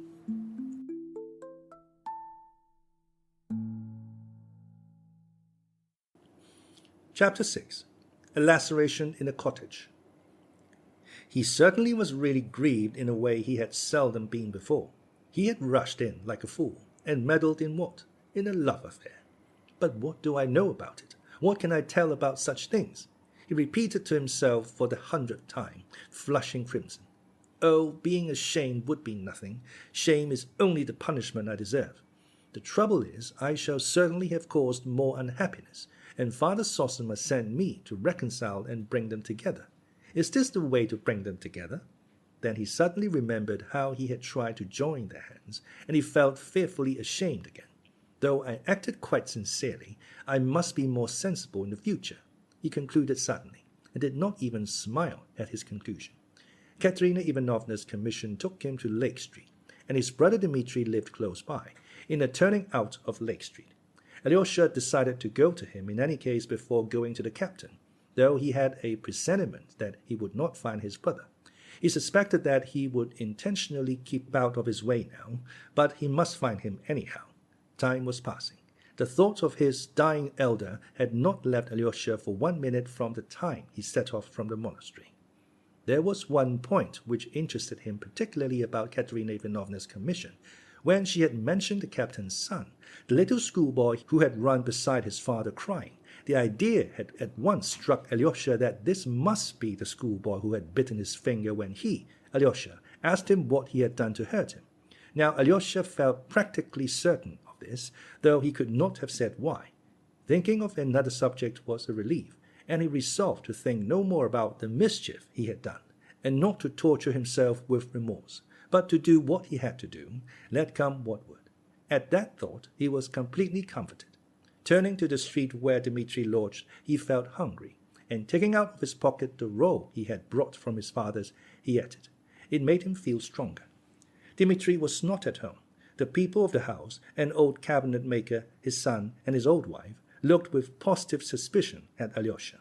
He hasn't slept here for the last 3 nights. Maybe he has gone away, the old man said in answer to Alyosha's persistent inquiries. Alyosha saw that he was answering in accordance with instructions. When he asked whether he were not at Grushenka's or in hiding at Foma's, all 3 looked at him in alarm. They are fond of him. They are doing their best for him, thought Alyosha. That's good. At last he found a house in Lake Street. It was a decrepit little house, sunk on one side, with 3 windows looking into the street, and with a muddy yard, in the middle of which stood a solitary cow. He crossed the yard and found a door opening into the passage. On the left of the passage lived the old woman of the house with her old daughter. Both seemed to be deaf. In answer to his repeated inquiry for the captain, one of them at last understood that he was asking for the lodgers, and pointed to a door across the passage. The captain's lodging turned out to be a simple cottage room. Alyosha had his hand on the iron latch to open the door, when he was struck by the strange hush within. Yet he knew from Katerina Ivanovna's words that the man had a family. Either they are all asleep, or perhaps they have heard me coming and are waiting for me to open the door. I'd better knock first. And he knocked. An answer came, but not at once, after an interval of perhaps 10 seconds. "Who's there?" shouted someone in a loud and very angry voice. Then Alyosha opened the door and crossed the threshold. He found himself in a regular peasant's room. Though it was large, it was cumbered up with domestic belongings of all sorts, and there were several people in it. On the left was a large Russian stove. From the stove to the window on the left was a stirring running across the room, and on it there were rags hanging. There was a bedstead against the wall on each side, right and left, covered with knitted quilts. On the one on the left was a pyramid of 4-print-covered pillows, each smaller than the one beneath. On the other there was only one very small pillow. The opposite corner was screened off by a curtain or a sheet hung on a string. Behind this curtain could be seen a bed made up on a bench and a chair. The rough square table of plain wood had been moved into the middle window. The 3 windows, which consisted each of 4 tiny greenish mildewy panes, it gave little light, and were close shut, so that the room was not very light and rather stuffy. On the table was a frying pan with the remains of some fried eggs, a half-eaten piece of bread, and a small bottle with a few drops of vodka. A woman of genteel appearance, wearing a cotton gown, was sitting on a chair by the bed on the left. Her face was thin and yellow, and her sunken cheeks betrayed at the first glance that she was ill. But what struck Alyosha most was the expression in the poor woman's eyes, a look of surprised inquiry and yet of haughty pride. And while he was talking to her husband, her big brown eyes moved from one speaker to the other with the same haughty and questioning expression.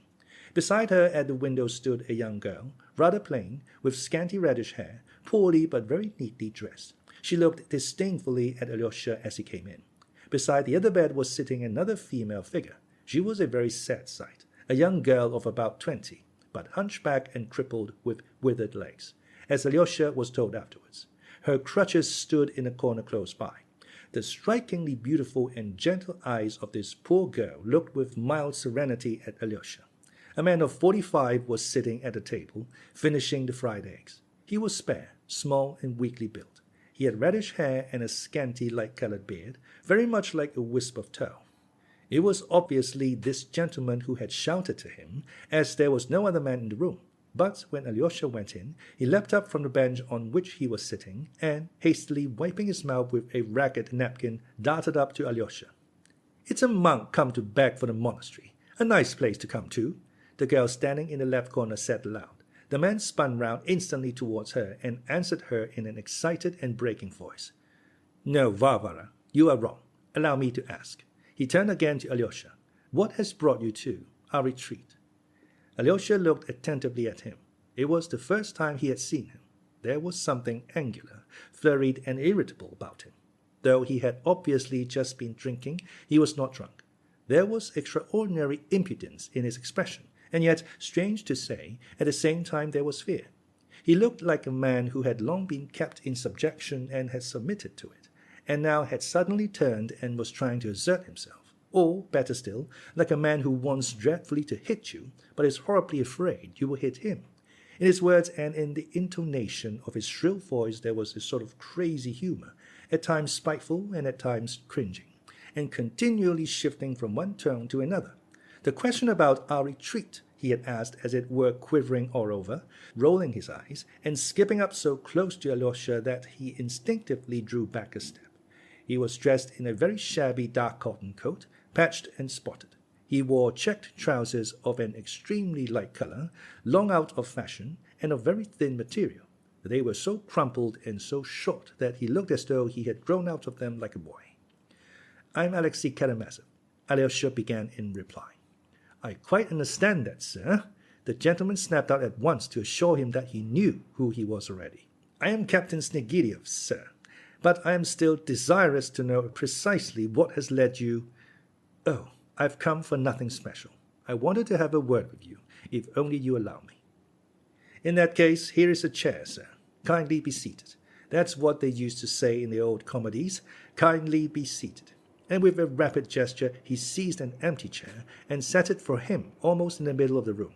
Then, taking another similar chair for himself, he sat down facing Alyosha, so close to him that their knees almost touched. "Nikolai Ilyich Snegiryov, sir, formerly a captain in the Russian infantry, put to shame for his vices, but still a captain. Though I might not be one now for the way I talk, for the last half of my life I've learned to say, sir, is a word you use when you've come down in the world." "That's very true," smiled Alyosha. "But is it used involuntarily or on purpose?" "It's God's above. It's involuntary, and I usen't to use it. I didn't use the word sir all my life, but as soon as I sank into low water, I began to say sir. It's the work of a higher power. I see you are interested in contemporary questions, but how can I have excited your curiosity, living as I do in surroundings impossible for the exercise of hospitality?" "I've come about that business." "About what business?" the captain interrupted impatiently. "About your meeting with my brother Dmitri Fyodorovich," Alyosha blurted out awkwardly. "What meeting, sir? You don't mean that meeting? About my wisp of tow, then?"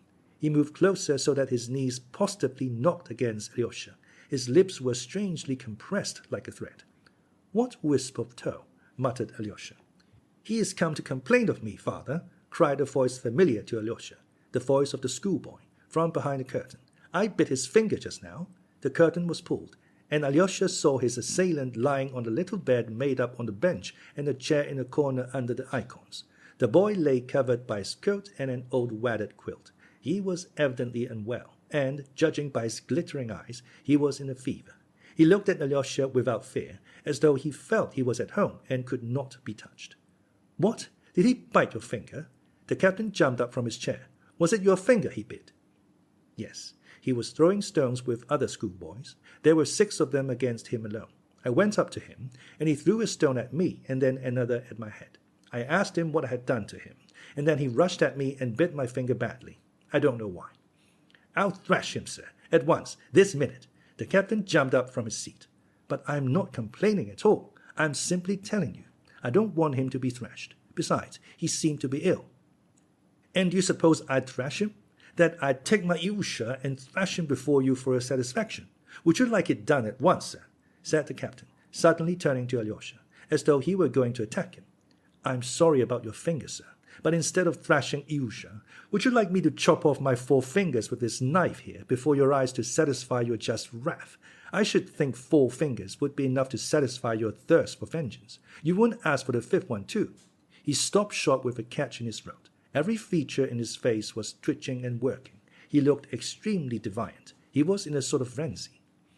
"I think I understand it all now," said Alyosha gently and sorrowfully, still keeping his seat. So your boy is a good boy. He loves his father, and he attacked me as the brother of your assailant. Now I understand it, he repeated thoughtfully.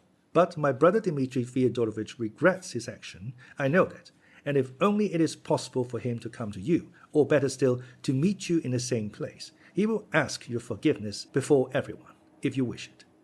After pulling out my beard, you mean, he will ask my forgiveness, and he thinks that will be a satisfactory finish, doesn't he? Oh no, on the contrary, he will do anything you like and in any way you like. So if I were to ask His Highness to go down on his knees before me in that very tavern, the Metropolis it's called, or in the marketplace, he would do it. Yes, he would even go down on his knees. You've pierced me to the heart, sir, touched me to tears and pierced me to the heart. I am only too sensible of your brother's generosity. Allow me to introduce my family, my 2 daughters and my son, my litter. If I die, who will care for them? And while I live, who but they will care for a wretch like me?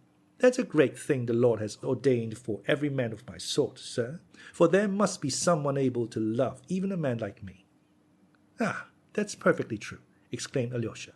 Oh, do leave off playing the fool. Some idiot comes in, and you put us to shame, cried the girl by the window, suddenly turning to her father with a disdainful and contemptuous air.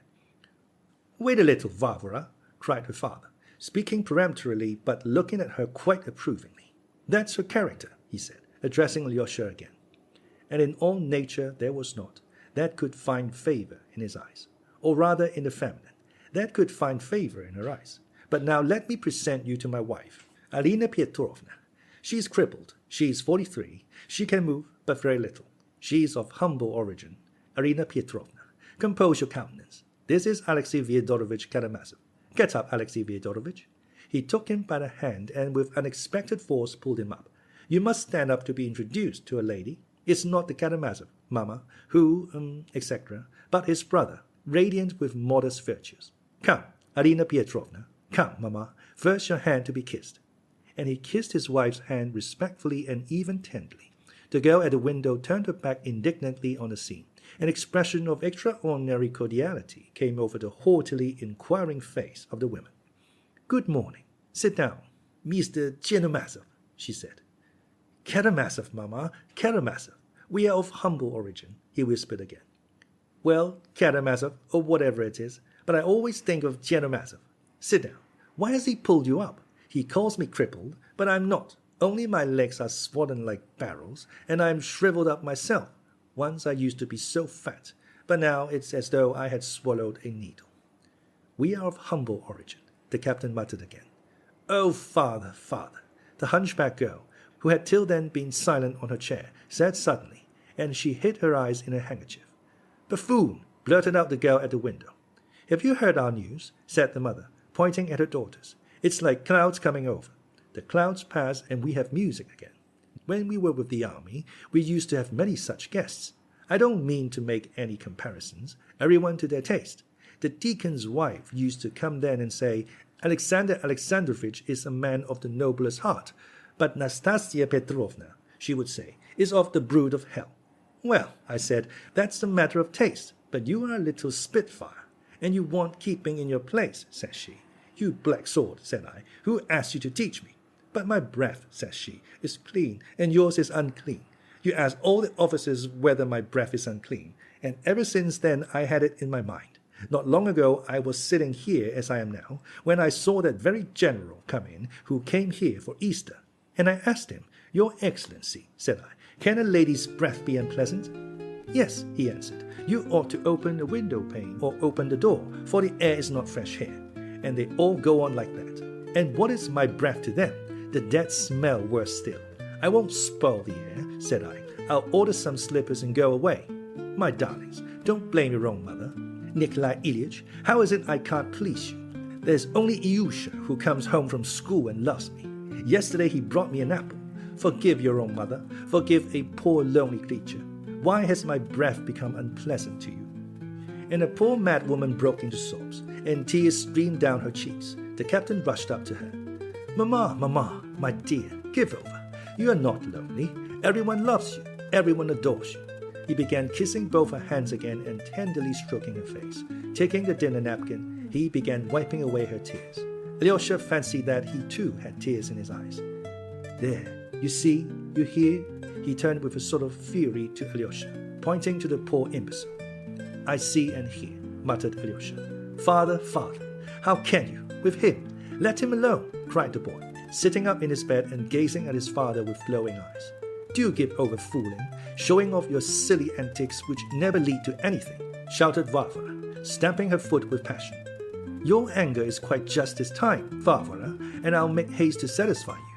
Come, put on your cap, Alexey Fyodorovich, and I'll put on mine. We will go out. I have a word to say to you in earnest, but not within these walls. This girl sitting here is my daughter Nina.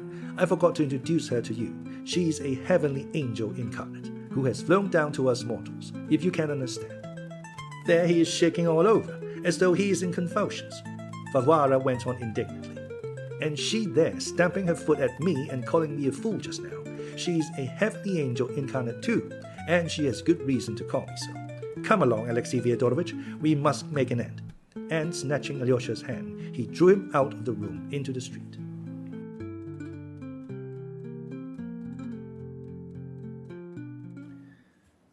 Chapter 7. And in the open air. The air is fresh, but in my apartment it is not so in any sense of the word. Let us walk slowly, sir. I should be glad of your kind interest. "I too have something important to say to you," observed Alyosha, "only I don't know how to begin." "To be sure you must have business with me. You would never have looked in upon me without some object, unless you come simply to complain of the boy, and that's hardly likely. And, by the way, about the boy, I could not explain to you in there, but here I will describe that scene to you. My toe was thicker a week ago. I mean my beard. That's the nickname they give to my beard. The schoolboys most of all. Well, your brother Dmitri Fyodorovich was pulling me by my beard. I'd done nothing. He was in a towering rage and happened to come upon me. He dragged me out of the tavern into the marketplace. At that moment the boys were coming out of school, and with them Alyosha. As soon as he saw me in such a state, he rushed up to me. "Father," he cried, "Father." He caught hold of me, hugged me, tried to pull me away, crying to my assailant, let go, it's my father, forgive him." Yes, he actually cried, "Forgive him." He clutched at that hand, that very hand, in his little hands and kissed it. I remember his little face at that moment. I haven't forgotten it, and I never shall. "I swear," cried Alyosha, "that my brother will express his most deep and sincere regret, even if he has to go down on his knees in that same marketplace. I'll make him, or he is no brother of mine." "Aha, then it's only a suggestion, and it does not come from him, but simply from the generosity of your own warm heart. You should have said so.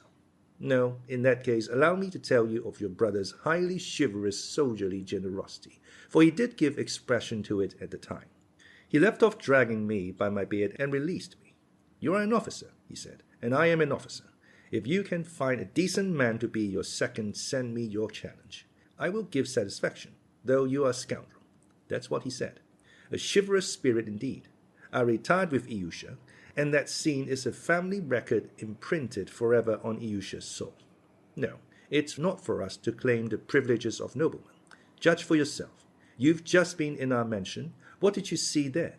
3 ladies, one a cripple and weak-minded, another a cripple and hunchback, and a third not crippled but far too clever.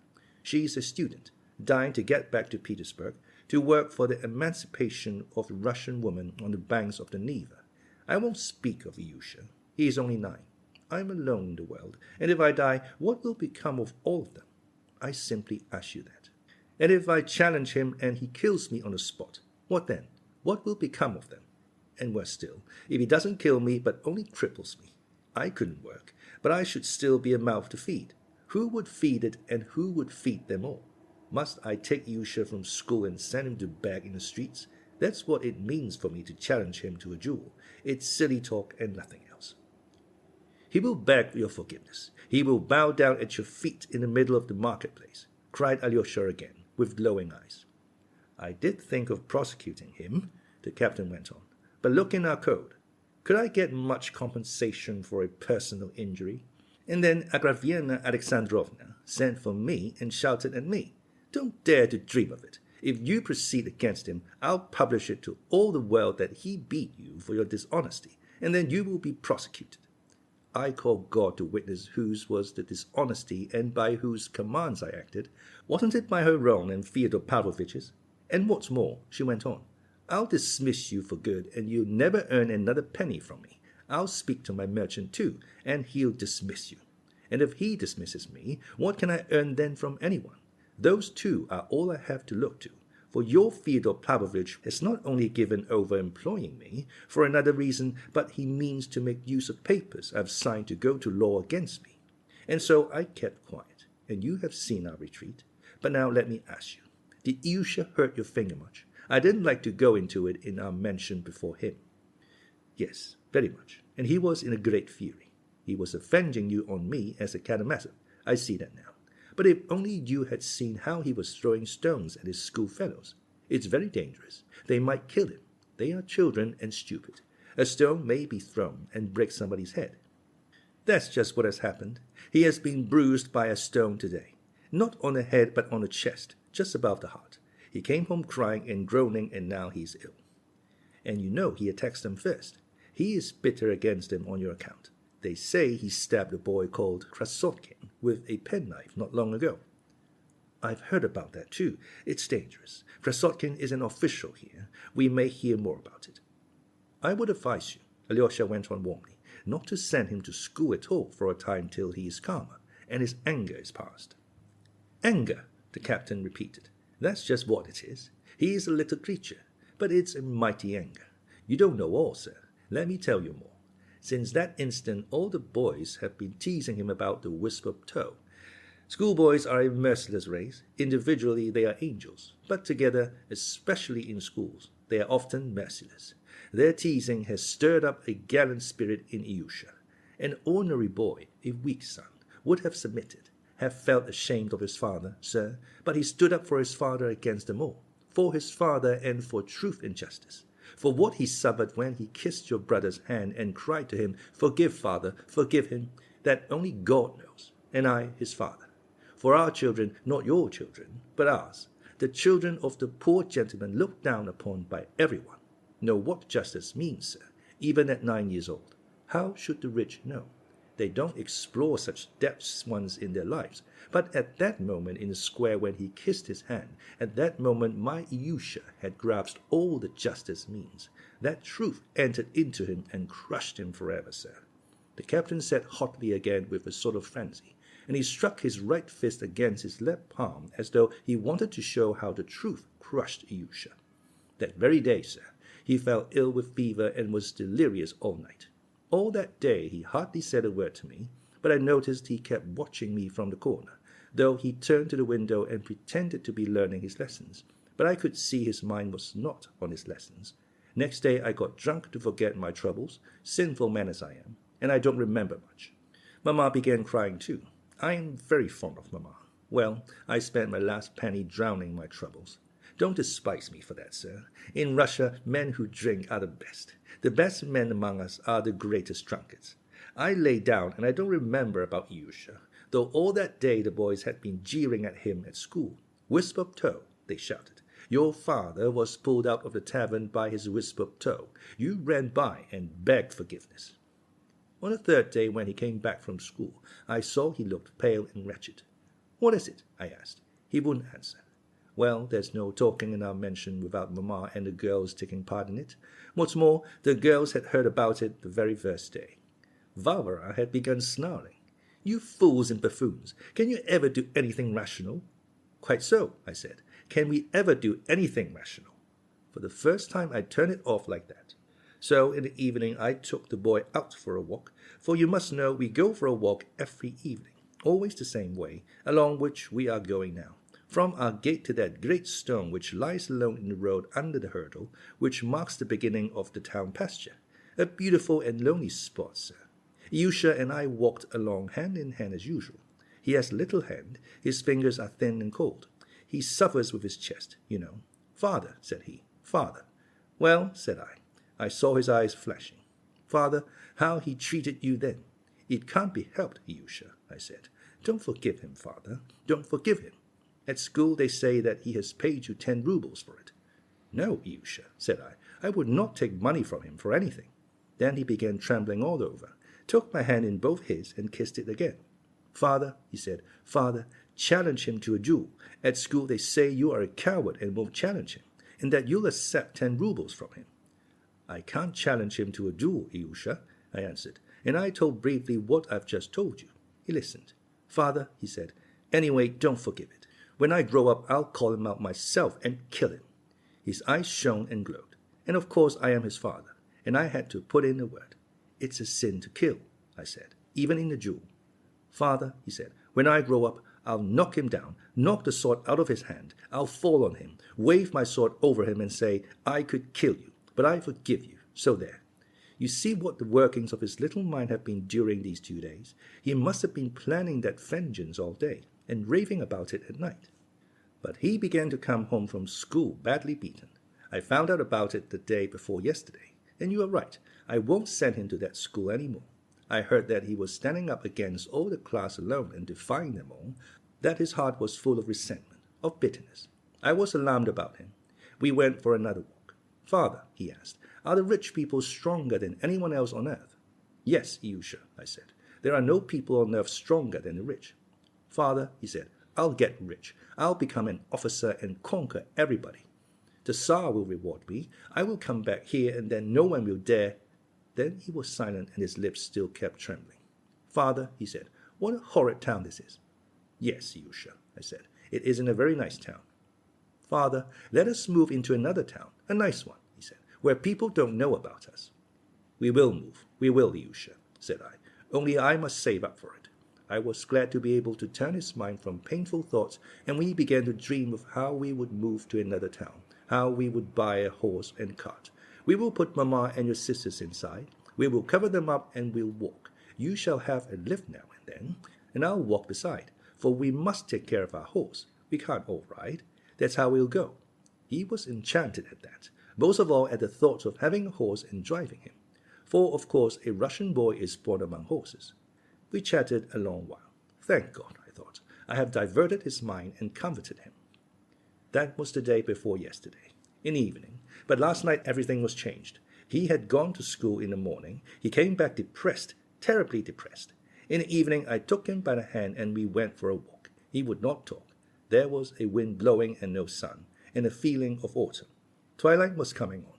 We walked along, both of us depressed. Well, my boy, said I, how about our setting off on our travels? I thought I might bring him back to our talk of the day before. He didn't answer, but I felt his fingers trembling in my hand. Ah, I thought, it's a bad job. There's something fresh. We had reached the stone where we are now. I sat down on the stone, and in the air there were lots of kites flapping and whirling. There were as many as 30 in sight. Of course, it's just the season for the kites. Look, Alyosha, said I, it's time we got out our last year's kite again. I'll mend it. Where have you put it away? My boy made no answer. He looked away and turned sideways to me. And then a gust of wind blew up the sand. He suddenly fell on me, threw both his little arms round my neck and held me tight. You know, when children are silent and proud and try to keep back their tears when they are in great trouble and suddenly break down, their tears fall in streams. With those warm streams of tears, he suddenly wetted my face. He sobbed and shook as though he were in convulsions, and squeezed up against me as I sat on the stone. Father, he kept crying, dear father, how he insulted you. And I sobbed too. We sat shaking in each other's arms. Alyosha, I said to him, Alyosha, darling, no one saw us then. God alone saw us. I hope he will record it to my credit. You must thank your brother, Alexei Fyodorovich. No, sir, I won't thrash my boy for your satisfaction. He had gone back to his original tone of resentful buffoonery. Alyosha felt, though, that he trusted him, and that if there had been someone else in Alyosha's place, the man would not have spoken so openly and would not have told what he had just told. This encouraged Alyosha, whose heart was trembling on the verge of tears. Ah, how I would like to make friends with your boy, he cried, if you could arrange it. Certainly, sir, muttered the captain. But now listen to something quite different. Alyosha went on. I have a message for you. That same brother of mine, Dmitri, has insulted his betrothed, too, a noble-hearted girl of whom you have probably heard. I have a right to tell you of her wrong. I ought to do so. In fact, for hearing of the insult done to you and learning all about your unfortunate position, she commissioned me at once, just now, to bring you this help from her, but only from her alone, not from Dmitri, who has abandoned her, nor from me, his brother, nor from anyone else, but from her, only from her. She entreats you to accept her help. She have both been insulted by the same man. She thought of you only when she had just received a similar insult from him. Similar in its cruelty, I mean. She comes like a sister to help a brother in misfortune. She told me to persuade you to take these 200 rubles from her, as from a sister, knowing that you are in such need. No one will know of it. It can give rise to no unjust slander. There are the 200 rubles. And I swear you must take them unless all men are to be enemies on earth. But there are brothers even on earth. You have a generous heart. You must see that. You must. And Alyosha held out 2 new rainbow-colored 100-ruble notes. They were both standing at the time by the great stone close to the fence, and there was no one near. The notes seemed to produce a tremendous impression on the captain. He started, but at first only from astonishment. Such an outcome of their conversation was the last thing he expected. Nothing could have been farther from his dreams than help from anyone, and such a sum. He took the notes, and for a minute he was almost unable to answer. Quite a new expression came into his face. That for me? So much money? 200 rubles? Good heavens! Why, I haven't seen so much money for the last 4 years. Mercy on us! And she says she is a sister. And is that the truth? I swear that all I told you is the truth, cried Alyosha. The captain flushed red. Listen, my dear, listen. If I take it, I shan't be behaving like a scoundrel. In your eyes, Alexey Fyodorovitch, I shan't be a scoundrel. No, Alexey Fyodorovitch, listen, listen. He hurried, touching Alyosha with both his hands. You are persuading me to take it, saying that it's a sister sends it. But inwardly, in your heart, won't you feel contempt for me if I take it, eh? No, no. On my salvation, I swear I shan't, and no one will ever know but me. I, you, and she, and one other lady, her great friend. Never mind the lady. Listen, Alexey Fyodorovitch, at a moment like this you must listen, for you can't understand what these 200 rubles mean to me now. The poor fellow went on rising gradually into a sort of incoherent, almost wild enthusiasm. He was thrown off his balance and talked extremely fast, as though afraid he would not be allowed to say all he had to say. Besides its being honestly acquired from a sister, so highly respected and revered, do you know that now I can look after Mamma and Nina, my hunchback angel daughter?